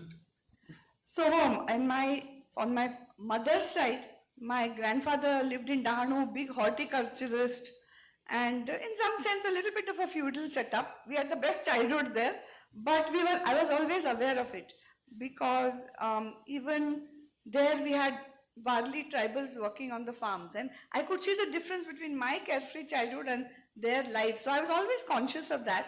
But we had the most wonderful, my grandfather, Tatya Sahib Karandikar, was also a very generous philanthropist, set up many educational institutions, and we had very carefree childhood with Ambe, Peru, and pineapple, Ambe especially, and Ambe and more Ambe, and Zambu, and everything you can think of Peru, that we used to help, and taught me a lot about rural life. At that time now it's like a suburb of Mumbai, Dahanu, but at that time it seemed very far away. There was a lot of jhadi, there was jungle also at that time, now there isn't. So I learned a lot there. And on this side, yes, very simple Gandhian roots, Samaj Seva, your life is your message really. My grandfather's life was his message. So in some sense that taught me, and then living in Mumbai, I grew up in Mumbai, lived there till I got married. Actually, I hardly left Mumbai. Mumbai itself was my teacher. Bombay, it was in those days. It was the most amazing city. It still is, but in those days, I think it was special because तेव्हा आता आपण आत्ता सुद्धा आपण we cannot take for granted. तेव्हा आम्हाला असं public infrastructure मिळायचं मुंबईमध्ये. You could go safely from anywhere to anywhere. We had clean water running in our taps. We never had electricity shortages. Bombay was an amazing place. There was art, there was culture, there was the sea, public parks you could walk. There was safety, there was culture, there was good public infrastructure, decent government. So that was also one of my influences in my life. And I wish and hope that every single city in India will be like that old Mumbai where everybody can mingle freely. It was not like the rich were living so differently from the poor. You know, just outside, we were middle class. Outside our homes, there were shanties, but there was intermingling. We would all eat pani puri in the same place. There were no separate pani puri walas for rich people and for poor. So it was a different country in some sense. And I think I benefited a lot from luckily being there at the right time. And, but always my paternal grandfather, Babasaheb Somant, त्यांचा आदर्श नेहमी आमच्या पुढे ठेवला गेला की simple living and high thinking. Of course पुढे पुढे जाऊन सिम्पल लिव्हिंगचं नाही ठेवू शकलो, हाय थिंकिंगचा थोडासा प्रयत्न चालू आहे. पण so one thing I learned is how to hold contradictions. Life is not simple. There's no such thing only black and white. There are many grays. How to occupy those grays without getting confused. Things are true on all sides. How can we use our viveka buddhi, our discriminatory intelligence to not blindly believe some things, but think for ourselves? I think having everything in the same family helped me to find that middle path. So nice. Good thing you said that you didn't believe in black and white. Does that work at home with Rohan? Oh, I'm sorry, it's Nandan, right? You always think that Rohini's husband must be Rohan. So. मला खूप लोक नंदिनी असं म्हणतात. त्यांना वाटलं नंदनची बायको कोण असेल, नंदिनीच असणार. मग मी म्हणते नंदनला रोहन का नाही म्हणत तुम्ही? रोहिणीचा नवरा कोण असेल? रोहन असायला हवा. त्यामुळे ते मला आता असं म्हणून दाखवत आहे. थँक्यू. तुम्हाला धन्यवाद Rohan म्हटल्याबद्दल. And I'm glad he's not in the audience, so I don't want to lose my Aadhaar. But you know, you took up journalism as a career. And again, coming to a bit of the ideology, and I may be wrong, but largely journalism is a left-oriented profession, right? Means you're a rebel, you're against, and it's good, as they say, right? If by age of 20, if you're not a leftist, you don't have a heart. So, and we had the influence of the Raj Kapoor films those days when we were growing up. India was a socialist. We were, right? So poor people were good, the rich were bad. And you became rich. Yeah. So did it hurt you? Yes. I was very confused because in socialist India growing up, we always thought the wealthy people, how you became wealthy, some gadbad hai. So we used to always have this little thing that, because it's true in the license Raj, crony capitalism was very rampant. It was very hard. Even if you wanted to do business honestly, it was not so easy because of the, you know, the restrictions, the licenses, the arbitrariness of decision making. Some parts of it continue, but the point is that time before the economy opened up, there was a feeling that one of my friends used to say, "Oh, Pedder Road, sab log smugglers hi hai Pedder Road jo rehte." I said, "How can you say that?" No, like that only. So that feeling was there. And then in the 90s, middle 90s, suddenly we only became rich suddenly. And I said, oops, now what to do? Now how to behave? How should the rich behave? संपत्तीची जबाबदारी काय असते? आपण कसे वागायला पाहिजे? I know I'm not bad, that the wealth was made ethically. So I had to change my mind and perception on a lot of things and start thinking more deeply about what is the responsibility of wealth in a society. Thanks. So I will next. But I know you're dying to ask about Nandan. I'm okay to talk about my husband. I'm also a president of his international fan club, which I only am saying. Oh, Yeah, but we we'll come to him, that, you know. No, but you also have a fan club. Most of us here. are. Thank you, so sweet. So, so Rohini, I'll take it. We can't hear you so well. So I'll take it on a lighter. So I will continue with the point which Mr. Muzumdar talked about your college, right? तिकडे Elphinstone कॉलेजमध्ये तुमचं लोकमान्य टिळक होते. मी असताना नाही पण मी एवढी म्हातारी So त्याच्यावर होतं competition. What was that? What was No, that? so- And how was the story around? So in December 21st, 1977, we had Elphinstone College Day. I was not on the quiz. I was singing a song, निगाहें मिलाने को जी चाहता है. अब मुझे मालूम नहीं था कि निगाहें मिलेंगी. I think after लेकिन this you गाना have to तो sing. गा रही थी. और my college must be a little masochistic because they had called the IIT team as the competitor for our quiz team. Guess who won? So Nandan's team won and defeated us hollow. And that's how we met actually. So That was first that the meeting. last time Nandan lost or the first time he started the losing game? That you have to ask him. Ask him. Okay, we'll do that. No, but seriously, it was the first time we met and somebody else I knew him. So we were part of a big gang. Then we became part of a foursome. Then we became part of a twosome. And now it is 45 years since I met him, yeah. Wow. Fantastic journey. I'm sure fantastic 46 journey. years, yeah. So then when you guys were, I would say dating, was that the right word? Sort of. We were very innocent in those days. All this dating was. आवाज नाही येते? Okay. आता? I'm soft spoken. So तेव्हा त्या काळात म्हणजे a girl choosing her own partner or a boy choosing was not a really acceptable thing. But समाज in your world. No, remember I lived in Mumbai. Mumbai was quite modern. हो का? आम्ही पण मुंबईचे पण मला डिफिकल्टी होती तर सर त्या काळात म्हणजे does that mean that you all had a smooth exactly so I'd like to know a little bit about how you all No, so when I told my mother was quite broad-minded, of course, but still she was a little worried because if you all had met Nandan at that time, you would have also been little bit worried because he had like uncombed hair, Hawaii chappals, he wouldn't talk very much, he wouldn't like my other friends used to say to my, oh Yamu Maushi kase ha, तुम्ही ice cream बनवता किती छान असतं वगैरे वगैरे आम्हाला भेळ बनवून द्या. Nandan would just smile shyly at her, so she had no idea what is inside this. And after you look at his Hawaii chappals and his uncombed hair, she must have said, is this the right man for my daughter? But then slowly she got convinced. Then after we got married, she got so convinced that she forgot about me. And Jamai Bapu Zindabad, always only looking at Jamai Bapu was the greatest thing in the world. Wow. असं काय करणार आपल्याच आईने असं केलं तर. तुम्हाला पण ऍक्सेप्ट करावंच लागलं. सो गोइंग अहेड तुमचं लग्न झालं ऑफकोर्स आणि त्याच्यानंतर in 80s, early 80s, Infosys was formed Yes. with 7 No, same time people. as my marriage. Same time is it? when we were engaged. कोणत्या वर्षी झालं? 1980 we were engaged. लगेच And when we वर्षाने. were engaged, only Narayan Murthy had asked these 5 or 6 young, Raghuvan was not young, but the others were young. And Nandan came immediately home to me and said, I want to ask you something.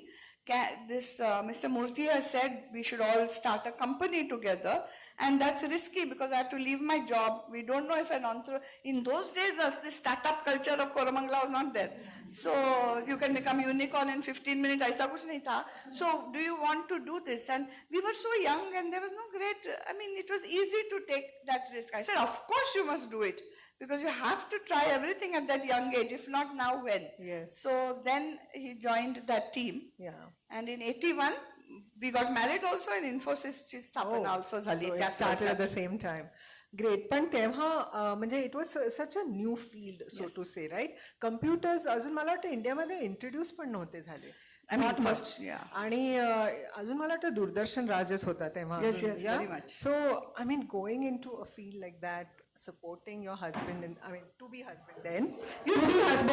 To be husband then. हाँ. Okay. सवय नहीं है. तो to be husband then, कि you also took your savings out and you kind of took equity or took equity in that company. So, I mean, that you just talked about that you were confident about Nandan? About Nandan. Yeah. So the smart guy, not so wealthy, but the smart guy is what made you invest. Is that what we can consider? No, we were in love. Of course, he was very smart. That plays a role. And even if you're starting a shoe shine shop, I would have invested in him. It just happens to be that he became lucky. I mean, you need a lot of luck to be successful also, apart from being smart and deeply committed. That's the other thing you need. So I had 10,000 rupees. 5,000 rupees had been given by my parents at the time of my wedding, and 5,000 rupees was my grand saving from my job at Bombay Magazine, where my salary was 450 rupees, which went to the princely sum of 700 rupees. So whatever savings I had, that is all I had. And when they said, we need to invest put in a little more equity. In fact, Nandan didn't have money. Patni, some salaries he was using it every day. I was living in my parents' house before marriage, so I had no expenses. So I was able to put that 10,000 rupees into Infosys in 1981, somewhere after that, and then actually that is what allowed me to become independently wealthy in some sense. I mean, we're all appreciating that today. Well, it's good that the two ladies, Mrs. Sudha Murthy and Rohini, had 10,000 rupees with them, because these men were broke and we wouldn't have seen this company come up. I wish I had that 10,000 when they went IPO. I would have also been doing philanthropy. So, it's true. Coming to, it's a strange coincidence, right? Infosys is really known for two men, though obviously there are many others like Chris, Gopalakrishnan there, Ravan, but largely it's NRN and Nandan are the two faces. And surprisingly, the two women who are really in the forefront are Sudha Murthy and Rohini. No, I do want to make a case for, all the women of Infosys, the founders' spouses, incredible women, incredibly generous, each one doing very interesting things. So just that they are not so much in the public because they don't talk as much as Sudha and I do, but they do amazing work. Sudha Gopalakrishnan, she's an urban farmer. She's the most passionate urban farmer. She has so much knowledge about everything. Asha Dinesh, not only do they do tremendous philanthropy, especially in education, but she's also running her own successful business in organic beauty products. And Kumari Shibulal is an institution by herself. She's running schools. They do phenomenal scholarships. So each and every one of them is Jamuna Raghavan, again an institution, incredibly knowledgeable, incredibly generous, has started a restaurant in Singapore. It does a lot of annadan. She actually arranges to cook kilos and kilos of food, especially during the pandemic, every day herself, and giving it to people who needed it. Each one of them, I want you to know, because they don't publicize themselves, I do want you to know, because there is something that we hold dearly as values of Infosys. The values of Infosys are to us more important than the wealth of Infosys. And each and every one of them, and all the employees also, I don't want to leave them out, almost everybody treats their wealth as trustees and does something for society. And that's what I would be most proud of about Infosys more than anything else. Fantastic. Let's get a break. I think that we really wanted to hear this because there's so much of work we've done which doesn't come to the public domain. We don't really know about it. So, the founders who created the company hold less than 5% of the company, and they're just involved in giving away whatever they have. I think it's a wonderful culture Infosys got into. And even a small thing, I think a friend of ours arranged small thing we arranged at the Mysore Zoo on eruption. And majority of the boards there was for Infosys employees who were, pulled in. So a big thanks to all such wonderful people in this. Okay, I have a question regarding the wealth. So, as you said, you have become suddenly rich. There's a lot of money, and what we know is Nandan and you both have pledged most of your wealth towards philanthropy. How easy or difficult was it to take that decision? And let me just tell you why I'm asking this particular question is because in last 10 years, we have seen many founders get rich. Yeah, they've got, founders have exited, they've got rich. There are mergers happening, they've got rich. Then there's been this idea to becoming rich kind of a situation. Many founders, but we have not heard many philanthropists or giving back to the society much. So how easy is or difficult again was it for you and Nandan to take this pledge? So we had already decided a long time ago. I mean, honestly, and there are many studies all over the world to show it. After a point, wealth has diminishing utility for your personal self. I mean, how many things can you own? And I tell you, I'm not going to pretend. We live a very good life. But okay, fine. What more can you do when you have this kind of ridiculous wealth? Actually, the kind of wealth that a few people in this world make, it's a little something wrong with the system that so few people can make so much money. And those few people, 10 generations also cannot use that wealth. And all around you in a country like India, you're saying how much need there is, not just the need of people, but the need to build institutions, the need to innovate, the need to do so many things to take this country forward. So for us, that was definitely already in our minds. But to go public with it, it took us a long time. खूप विचार करायला लागला आम्हाला, कारण आपण नेहमी म्हणतो आपल्या संस्कृतीत काय म्हणतो, left hand should not know what right hand is giving. आणि मग आता तिथे जाऊन असं पब्लिकली सांगायचं, बघा आम्ही किती म्हणजे दानी लोक आहोत, आम्ही असं प्लेज घेतो. मग माझ्या लक्षात, म्हणून थोडी वर्ष लागली मला पब्लिक व्हायला. Then I realise no, in this new India where wealth creation is a good thing, because you cannot distribute, how can you distribute poverty? You have to distribute wealth, so you have to create wealth in society and the economy first. So wealth creation is a good thing. But what kind of wealth creation? How is that wealth created and how is that wealth used? I began to believe that we need very clear signaling. That yes, we have wealth, anyway it is public, it is known, we pay our taxes, the wealth is transparent. That wealth cannot be used only for the wealthy people alone, because it's not because of us that we became wealthy. 100 things had to happen before we could accumulate so much wealth. So that wealth, if we can think, at least some of it is to be held as trustees. Then I said, it is important to publicly declare that we will give away at least 50% in our lifetime. Hopefully we will give more, but it's not very easy to give away. But I hope more people will come out and make those pledges. Right now only 4 Indians have done it. I hope there will be 100. And I think as Gitanjali said, we need more. No. Absolutely, yeah. But I tell you, many people who are not so wealthy as us, a lot of them, there is something called living my promise. So people who don't have so much money as me, who are comfortable upper middle class, they have also come out and said, we will give away half our wealth, and some have said we will give away 80% of our annual income every year. I think that is more admirable than this, but that doesn't mean we let the big wealthy people in India go. We have to keep public pressure on the extremely wealthy of India to give forward. And आपण सगळ्यांनीच pressure दबाव ठेवायला पाहिजे लोकांवर. मला कोणीतरी परवा म्हणालं, तुम्ही असं मला सांगताय की यू शुड गिव्ह अवे मनी, पण माझ्या पैशापासूनच माझा स्टेटस येतो आणि तुम्ही म्हणताय पैसे देऊन टाका. मी म्हटलं असं तुम्हाला आत्ता वाटतंय, थोड्यापर्यंत ठीक आहे, स्टेटससाठी वेल्थ वगैरे ठीक आहे, त्याच्यानंतर तुम्हीच विचार करा, who are the people whom you really admire? The ones who accumulated wealth or the ones who gave it away? So when you talk of status also maybe, so a little culture shift is happening. The young wealthy are very generous, like Nitin Kamath and all. They have committed a lot. I know many young, or these new startup people who have come into wealth, they are going to say, we are not going to wait till our hair becomes white. We are going to start giving money now. And they keep coming to us to say, how should we do this fast? So I have a lot of hope in the young generations. Such a wonderful thought. You know, we always felt the greatest thing Nanda and Rohini have contributed is the great IT sector, which India is well known, but you know, this is far beyond anything, this thought process. You know, recently we were discussing on one group where we rarely agree on anything, but one thing we agreed upon, if the next Nobel is coming to India, it should be for these couple.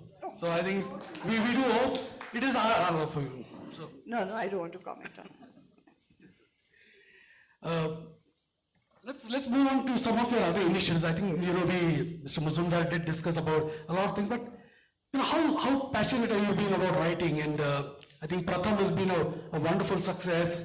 There was this book called The National Haircut Day, right? There's some strange author called Noni who had written it. And it became very popular. There was a very strange coincidence, right? Rohini and Noni sounded familiar, but I'd like to know more about that author. What the author felt about it. अगदी लहान वयापासून मला लिहिण्याची खूपच शौक होता पहिल्यापासूनच. I used to write really bad poetry when I was young, and I used to make other people listen to it. So, but that luckily when I set up Pratham Books, we found that children needed thousands of books, and there are not thousands of authors in India. Imagine in a country that tells stories to their children every night from the Ramayana, Mahabharata, or whatever else. there were not enough people whom we could find to write stories for children. So we had to break the model open and just think of a completely new way to disrupt the publishing industry for children, which luckily we were able to do. But at that time, Madhav Chavan, Rukmini Banerjee and I, who were all part of the team at Pratham, who decided to start Pratham Books, we started to write stories ourselves. And so I found it really, it was so satisfying to write for very little children. And then when any child really picked up a book and loved it, that just made my whole year. That has been the single most joyful part of my work in the last 30 years, to be able to write for little children. That book, ladies and gentlemen, did extremely well, very popular book, and we have Noni with us here. If you have grandchildren, please look it up. All these books are completely free online. The book is called Annual Haircut Day, and the character is Sringeri Srinivas. Yes. And we have the author Noni out here sitting with us. Let us come to a topic which has been very close to your heart, that we keep hearing Nandan also speak. You've been a very responsible part of the Samaj. For quite a few years you were Sarkar, right? When Nandan was the cabinet minister. Nandan, yeah. All your wealth comes from Bazaar, but you're still very Samaj oriented, but you don't seem to be very fond of Sarkar, because you are normally critical about the power the Sarkar holds, and though you've been a part of No, I've been very lucky to have a ringside seat, Samaj because of my work in the civil sector, Bazaar because of Infosys, and being able to travel all over the world with Nandan and meet people from large and small corporations. And luckily, ringside seat into how Sarkar functions as well, because he was in the UIDAI for 5 years, and also because of the many partnerships with government we have done in our various avatars for 30 years. I am certainly not critical of this Sarkar or that Sarkar. What my philosophy in the book is, Samaj is the foundational sector, Samaj is the knee. Sarkar आणि बाजार आले कुठून? To serve Samaj. आता नाही, कितीतरी millennium, हजारो वर्षांपूर्वी, first barter, through barter and then through other systems, the bazaar came up so that all of us in the Samaj can exchange goods and establish value in a neutral way. And then it grew into the largest transnational companies of the last century. So bazaar kept on growing, but the original idea of bazaar and today idea remains, bazaar is there to serve Samaj. Samaj is not there to serve bazaar. We are not consumers first, we are citizens first. The bazaar has to respond to us. And when bazaar accumulates too much power, especially monopolistic power, it is not at all good for the consumers of the Samaj. That is the clear philosophy I have.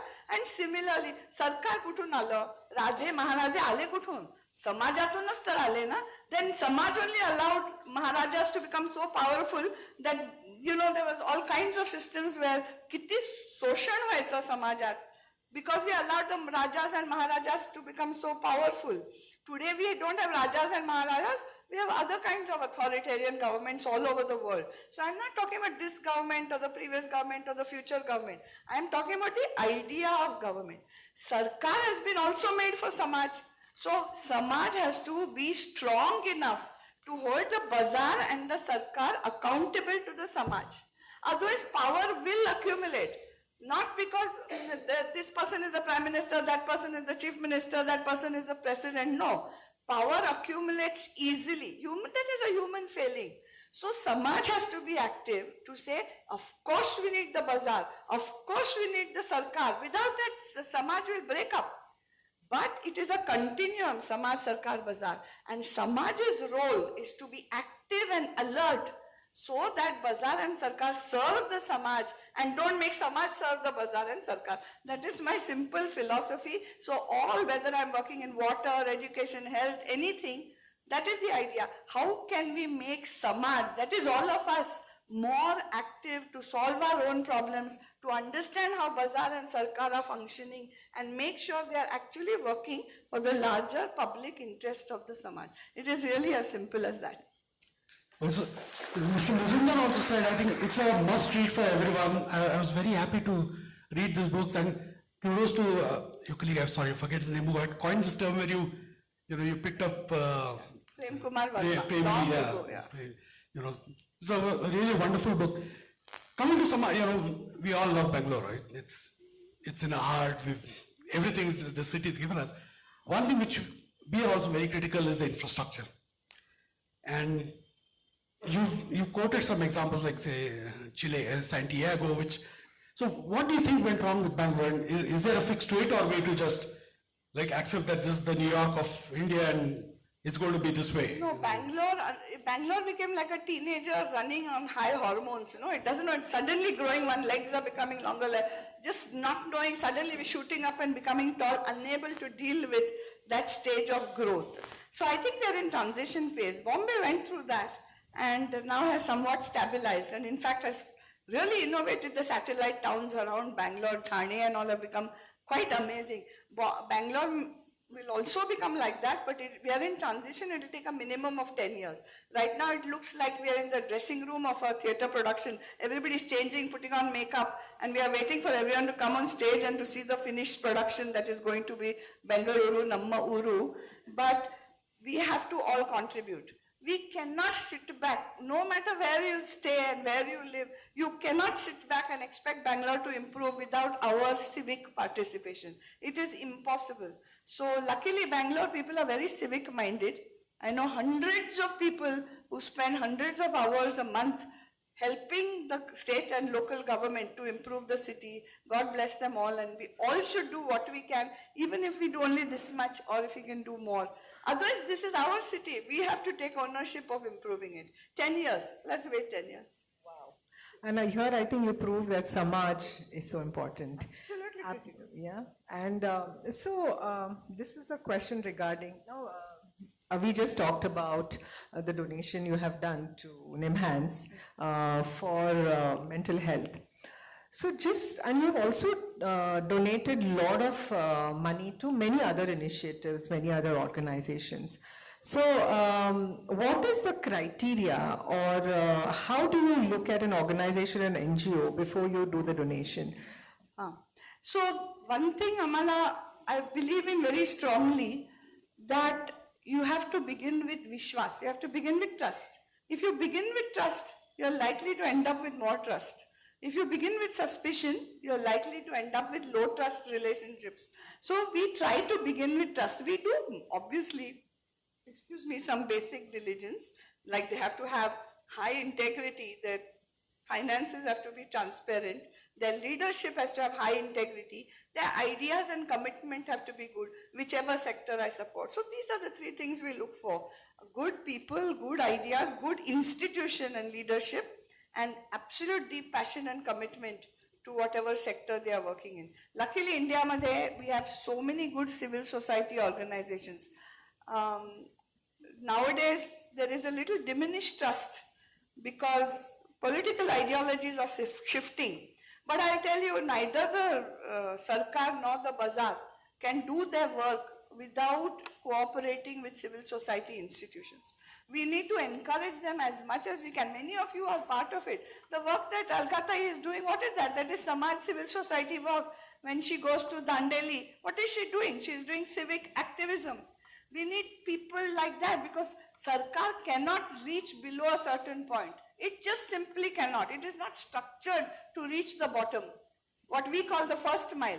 If you start thinking of it as the last mile, आपलं design, आपले विचारच बदलतात. If you say first mile means you have to reach there first. You can't do that without the help of Samaj institutions. Similarly, Bazaar cannot go below a certain point. So it's very, very critical. So that's what I try to support, to fill the gaps Bazaar can't reach, Sarkar can't reach, and to make Samaj strong. Are there any particular sectors you support? Yes, I support environment a lot.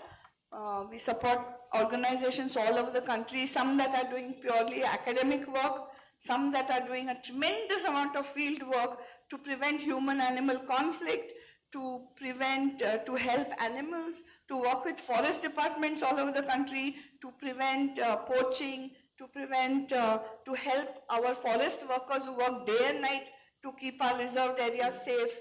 They work on protecting endangered species like our turtles. They look at how fishing can be more sustainable. They're preventing air pollution. They're picking up solid waste left by tourists all over the Himalayas. all kinds of work these organizations are doing with their whole ji jaan se, and we help them, because I think unless we all understand that we cannot separate ourselves from what is happening in the environment, especially the younger people in the room, actually the prognosis is not very good for the future of young people. We have to get involved. It's the most critical human decade in history, and we have very little time to push for our sustainable development goals and protect our environment. In India, I feel very proud, and we all should feel proud. It is probably among the top 5 countries, if not the top country, that has protected its biodiversity in spite of so much population pressure and land pressure. I sincerely hope that our old cultures and traditions will help us to continue to understand how sacred nature is, that we are part of nature and we are trustees of nature now. And if we heal nature, nature will heal us back. So that is my most passionate environment project, as you can see. Well, let's give her a big hand. I think you spent like We'll do some interaction, okay? We have already talked for a long time. I think, yeah, because I wanted to come to this, but you led me to the environment. You spent a lot of time in Kabini, right? Yeah. In fact, in one of the interviews... I'm going tomorrow morning. Oh, wonderful. Someone asked Rohini, what is the best time that you feel? And she said that the time I spend in the jungle is really... And actually the same question came to Nandan, and he gave exactly the same answer. The best time he has is when Rohini is in the jungle. So there's this. Yeah, because we have friends over here who met a guy called Giri Kavle. Yes. And he keeps raving that how much you love that. How has been the experience at Kabini, and what is that people could look forward to? I think the only problem is Kabini is getting prohibitively expensive, I agree. So, No, a lot needs to change so that more people can go into our wilderness. But you don't have to go to Kabini. Luckily in India there is wilderness everywhere. Bangalore is getting more difficult to find wilderness, but there is wilderness inside Bangalore. Just yesterday I was at IISc. All our institutions have kept their biodiversity intact, and many places you can go. And IISc itself has 200 bird species that have been recorded, hundreds of tree species that are not available. That's just one example. So even in Bangalore, you can find wilderness, and you can create it even in your own balcony. Just one pot can give you so many things. But yeah, it is expensive to go on safari, and especially Kabini, because there are some specific rules to Karnataka. Other states it's easier. But yeah, in the pandemic, we found that a lot of marriages either survived and became stronger or broke down. In our case, our marriage became very much stronger, and that's what Nandan said. Half the time she was in Kabini, so our marriage became very, very strong. So, but I would say that, especially for young people, urban people, because we have become derooted from nature, to reconnect with that. I think they yearn for it also. We have to make it much more easy and much more possible. One Lal Park and one Kabban Park is not enough for Bangalore. We need 1,000 more such very large parks. And there is some imagination of it coming about. But all of us can help by even planting one tree. There are some अशा प्रथा होत्या की एक पिंपळाचं झाड, एक वडाचं झाड आणि एक नीमचं झाड लावलं तर you can get direct access to the heavens. So we can at least try to plant one out of those 3, so we can get 1/3 of the way there. Well, as she pointed out, I think Pratibha has spoken a lot, so let the audience speak a little bit. Any questions from the audience? Yes, please.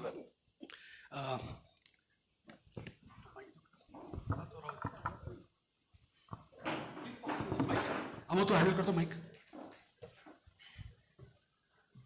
I'm sorry we took a little extra time, so 5 more minutes. Oh. नमस्कार. नमस्कार. खूप serious विषयांवर इथं बोलणं झालं, पण गंमत म्हणून मी एकदा तुमच्याशी भांडलेलो आहे. अच्छा. तर म्हटलं थोडी गंमत आणावी. नक्कीच. काही मला आश्चर्य वाटत नाही. मी थोडी भांडकुदळच आहे. हो. आणि हाच प्रश्न मी तुम्हाला विचारला होता, आणि तेव्हा विचारलं होतं की तुम्ही पुण्याच्या का हो. आपली भेट व्हॅली स्कूलमध्ये पेरेंट टीचर्स मीटमध्ये आणि त्यावेळेला विषय असा होता की मुलांनी वर्तमानपत्र वाचावं का नाही. तर तुम्ही त्यावेळेला उत्तर असं दिलं होतं की आता वर्तमानपत्र नका उघडू, तुम्ही कॉम्प्युटर उघडा, सगळं तिथे दिसेल तुम्हाला तिथे. आता पुस्तकच पाहिजे असं नाही, तुम्ही कॉम्प्युटर का नाही वापरत. आणि त्या विषयावर आपलं भांडण झालं. अच्छा, मजा आली असेल, हो. मला आठवत नाही. परत भांडूया मग, मजा आली. हो. तर coming back to Valley School, तुम्ही आता जे एन्व्हायरमेंट रिलेटेड इश्यूज म्हणत आहात, व्हॅली स्कूलचे तुमचे बरेच वर्षाचे संबंध आहेत, अजूनही आहे, माझेही आहे. तर आज इनामदार गेल्याचं खूप दुःख वाटतं. हो, सतीश भाऊ म्हणजे माझे एक वडीलच समजायचे, त्यांच्यामुळे मी आज आहे इथं. व्हॅली स्कूलचा जो परिसर तुम्ही बघितलात आज, की तुम्ही जे सगळे इश्यूज मेन्शन केलेत की बायोडायव्हर्सिटी, पक्षी, अमुक ठमुक सगळं, जे चारी बाजूनी आज ते घेरलं गेलेलं आहे तो कॅम्पस, तीच परिस्थिती आज सगळ्या बंगलोरची आहे असं मला वाटतं. की म्हणजे तिथे फक्त ते व्हॅली स्कूल पुरतं मर्यादित आहे असं नाही आहे. तर एक संस्था म्हणून तुम्ही काम करता, पण ते जेव्हा शाळेच्या लेवल, प्रायमरी एज्युकेशन लेवल पासून ते काम सुरू व्हायला पाहिजे, आणि त्याच्या बाबतीत काय करता येईल किंवा तुमचे काय इनिशिएटिव्ह आहेत त्याच्या बाबतीत असं मला. अबाउट प्रायमरी एज्युकेशन यू मीन? नाही, environment related. Environment for young children. Yes. Yeah, so a lot of the work actually reaches directly through several organizations like Dakshin, even A-Tree, Nature Conservation Foundation, Center for Wildlife Studies, Wildlife, WCT, WI, many of these organizations that we are lucky to support. Many of them have outreach programs for children, and through the Diksha platform, which Xstep had the government to set up, which is a national education platform, tithe now there is going to be a lot more content on environmental things for teachers also to learn better in a atomized way when they need it to teach children better. So we will be seeing a lot more of, and already a lot of very good programs for children. They are taking them out of the classroom into into nature. We need much more of that. Valley School is a very blessed place with 100 acres.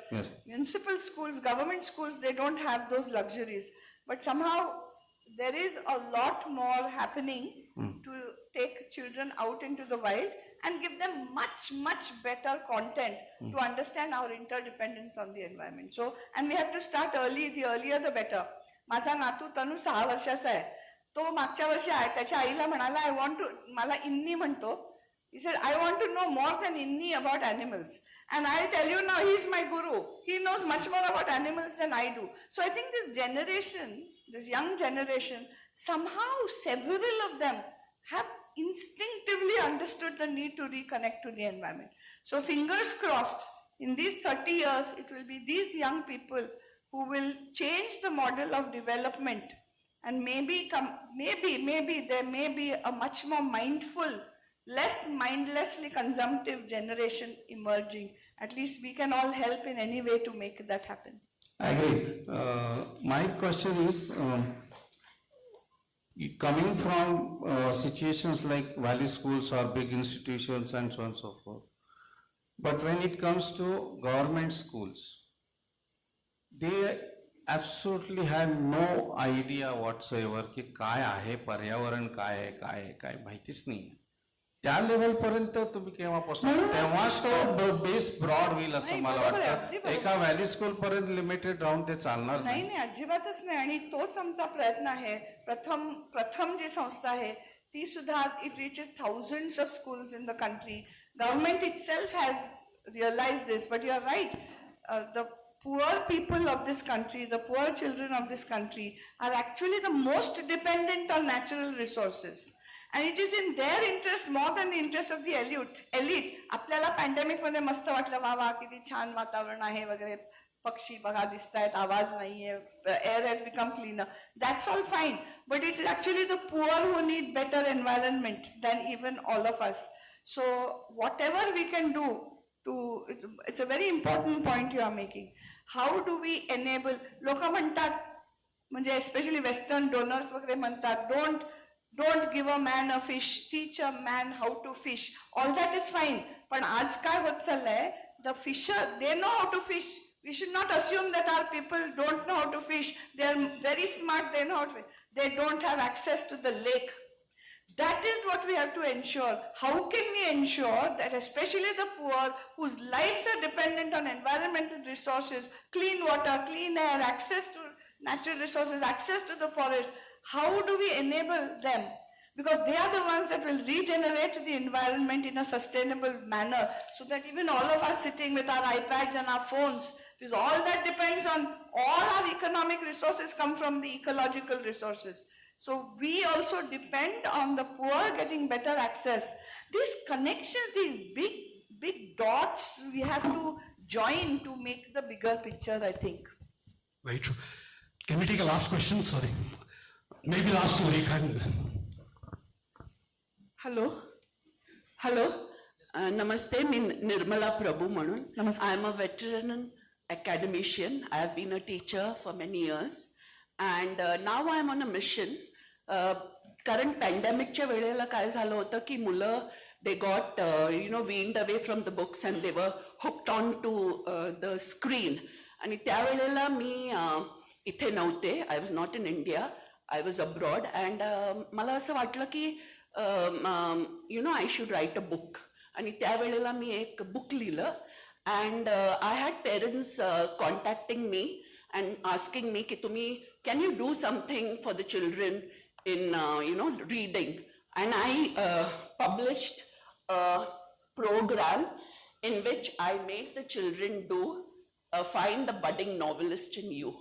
I made this program when I was there, and of course Manik Tai from Swakruta Charitable Trust, this was released on Women's Day, and today I'm on a mission.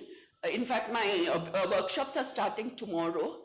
I am training the village level teachers to take this program ahead, and in Andhra it has been translated into Telugu, and I'm planning to get it translated in Marathi, and there is a person who's doing that for me in Maharashtra and all that. So I feel that children should be weaned away, and they should, because ultimately we grew up with stories, and story is something which builds up the imagination, and today to wean the child away from the screen is such a big problem for parents, and they always come up to me. So I wanted to ask you, is there any way we can take this forward in in a bigger way, where I can help, because I have been doing teacher training, and I have been helping teachers to understand. So every concept I have converted into a story. Thank you. So there are a lot of organizations doing work like yours, but very simply from what I know right now is there is a lot of new public libraries programs coming up where physical books will be distributed so that children especially need physical books. I am not against digital technology at all. I think some of us, we are old-fashioned, so we think the digital age is here to stay.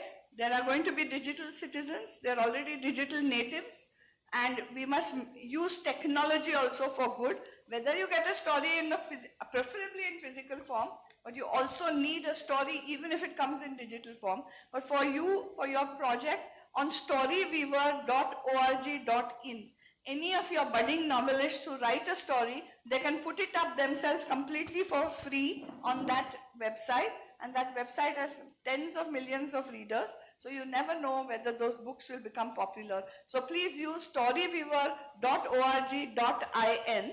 Story River. We'll send it to you later. Storyweaver.org.in. Thank you for what you do. Yeah, thank you so much. Thank you.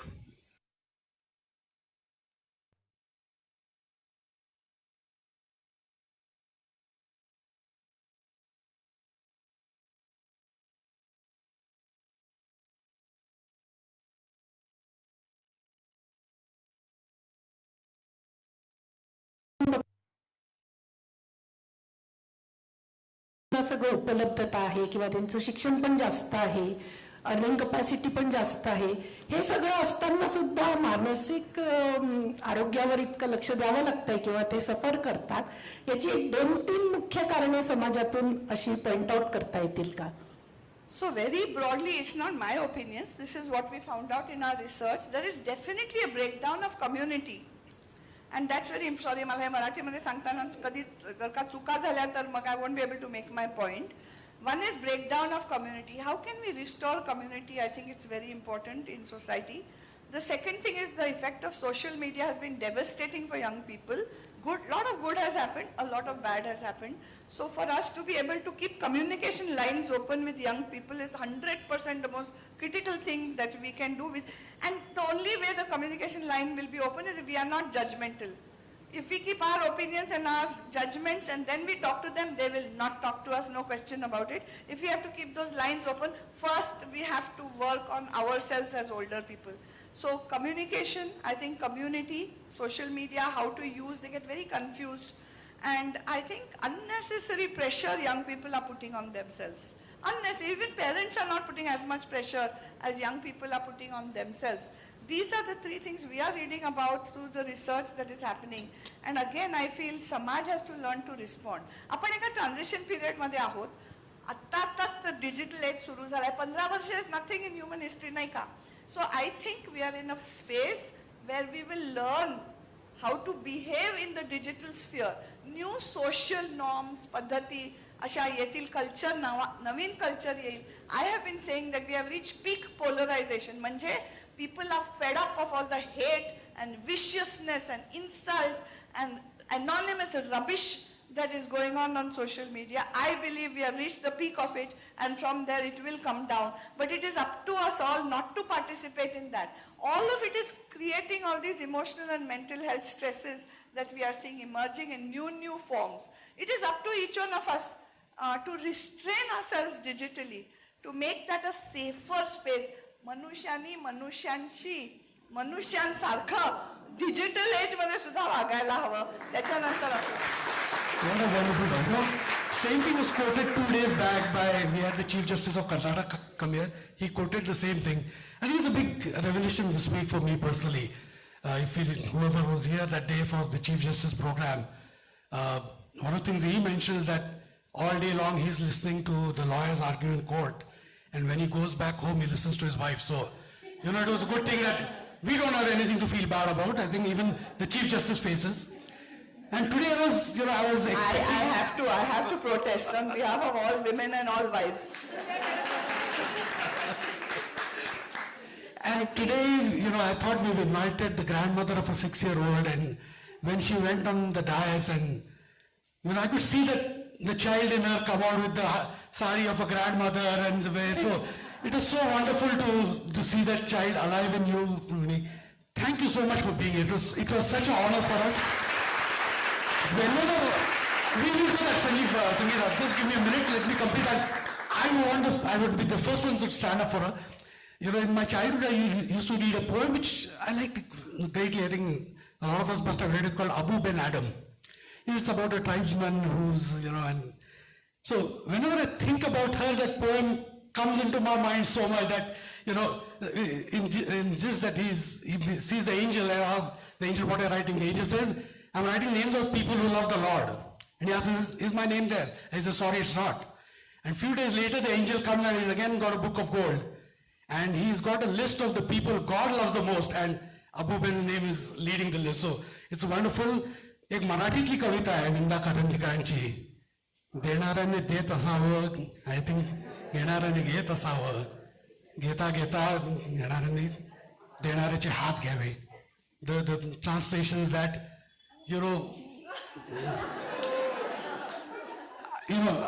I wouldn't understand it. I asked Manjari yesterday what was, so I assume that you're on the same boat, but sorry about that. Translation can be more beautiful than original. There we go. So let's have an opportunity to throw my English.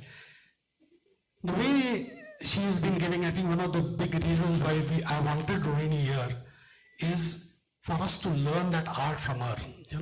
It takes a lot of brains, a lot of hard work, maybe a bit of luck to earn money, but it just takes a big heart to give it away. And if we learn that small quality from her, I think our lives will be much more better. Whether we have an impact on society is a different matter. I think we'll have an impact on ourselves. And it's so wonderful. Also, Ajay, giving is the best gift you can give to yourself. Absolutely. And I'm not simply saying that. I have experienced it. So in some sense, we are wired to give. And that we are wired to give because it also gives us joy. Our endorphins are released. There are enough neurochemicals released from giving. That's why that's what makes human beings so special. that we are able to put ourselves in other people's shoes and we can give, and receiving is more difficult than giving, but giving is also the best gift you can give to yourself. Thank you. With that, I think she deserves a standing applause, please. I'd love to. We have a lot of time, but for the wonderful teenager who came to us today wearing a Ajji sari, I think it's been a fabulous experience. Thank you so much.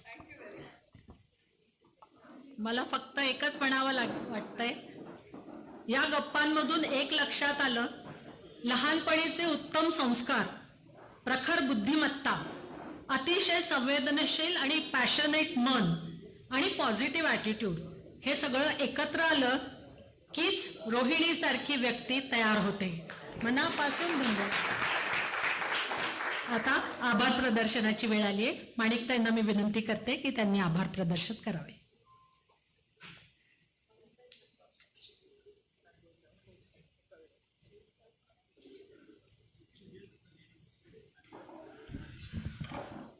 सर्वांना नमस्कार. आत्ताच आपण इतका सुंदर संवाद रोहिणीताईंशी ऐकला आणि तुमच्याकडनं घेण्यासारखं खूप काही आहे ॲज अ व्यक्ती म्हणून, आणि तुम्ही जे काही कार्य करता आहात. नाही ऐका नाही, महाराष्ट्र मंडळाबद्दल नक्कीच मी सांगणार आहे, कारण नुकतीच आमची एक AGM झाली 22 तारखेला आणि 100 वर्ष सांस्कृतिक कार्यक्रम मंडळ करतच आलेलं आहे. पण आम्ही असं आता ठरवलं की नो डाऊट सोशल वर्क पण होत आहे, पण काहीतरी ठोस कार्य व्हायला पाहिजे. हा आम्ही म्हणजे असा एक प्रस्ताव मांडला गेला आपल्या कार्यकारिणीमध्ये, म्हणजे AGM मध्ये, आणि त्याला सगळ्यांनी उचलून धरलेला आहे. I am very glad to say lot of volunteers are coming forward to support that. आणि आज मला वाटतं रोहिणीताईंशी गप्पा मारल्यावर, त्यांचे विचार ऐकल्यावर प्रत्येकाला वाटत असेल आपण समाजाला काय देऊ शकतो ह्याचा नक्कीच विचार करू आपण. तुम्ही खूप प्रेरणादायी आम्हाला बोललेला आहात आणि तुमचा सल्ला आणि मार्गदर्शन आम्ही नक्कीच घेणार आहोत पुढचं पाऊल टाकण्यासाठी. तुम्ही आज इथे आलात आणि तुमच्या व्यस्त कार्यक्रमातनं सुद्धा आमच्याशी एवढ्या छान गप्पा मारल्यात. खूप काही आम्हाला शिकायला मिळालं. तुमचे मनापासून आभार. तसंच आत्ता गीतांजली किर्लोस्कर त्यांचं अजून काही काम होतं म्हणून गेलेले आहेत, पण थोड्या वेळासाठी का असे ना, त्या इथे आज आल्या, त्यांचे पण मी आभार मानते. आज हा पूर्ण कार्यक्रम लाईव्ह टेलिकास्ट होत आहे, त्याच्यासाठी हार्दिक आणि कोणी टीम आलेली आहे, त्यांचे पण मी आभार मानते, ज्यामुळे सगळ्यांपर्यंत हा कार्यक्रम पोचलेला आहे. दारात एक अतिशय सुंदर रांगोळी आमच्या सुमा करमरकरनी घातलेली आहे स्वागतासाठी, तिचे पण आभार मानते.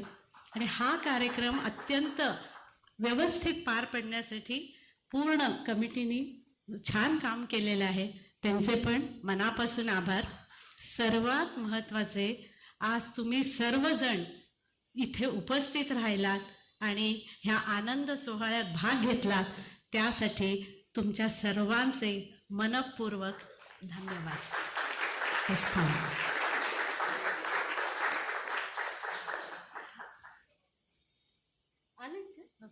ओके. अजून एक व्यक्ती जी सगळ्यांची प्रिय आहे, जावगण श्रीनाथ इथे आलेले, ते आत्ताच मला कळलं.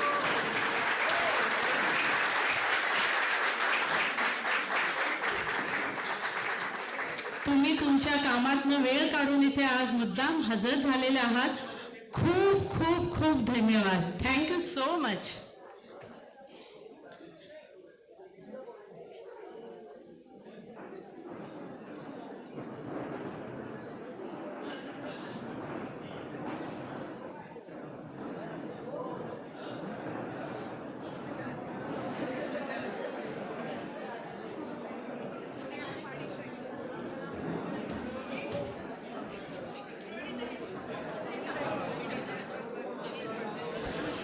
महाराष्ट्र मंडळ कार्यकारिणी आणि ट्रस्टचे सगळे पदाधिकाऱ्यांनी एक फोटोसाठी लगेच स्टेजवर यावं.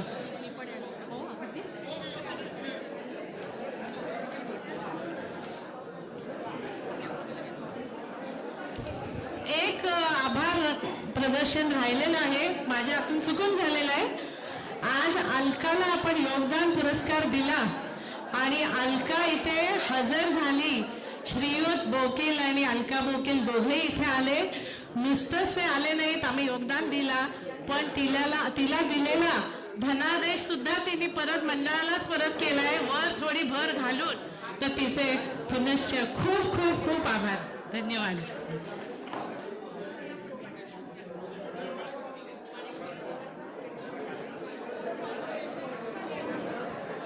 सगळे ट्रस्ट कमिटी मेंबर्स आणि आपले महाराष्ट्र मंडळाचे कमिटी मेंबर्सनी लगेच स्टेजवर यावे. एकच फोटो काढणार आहे पटकन.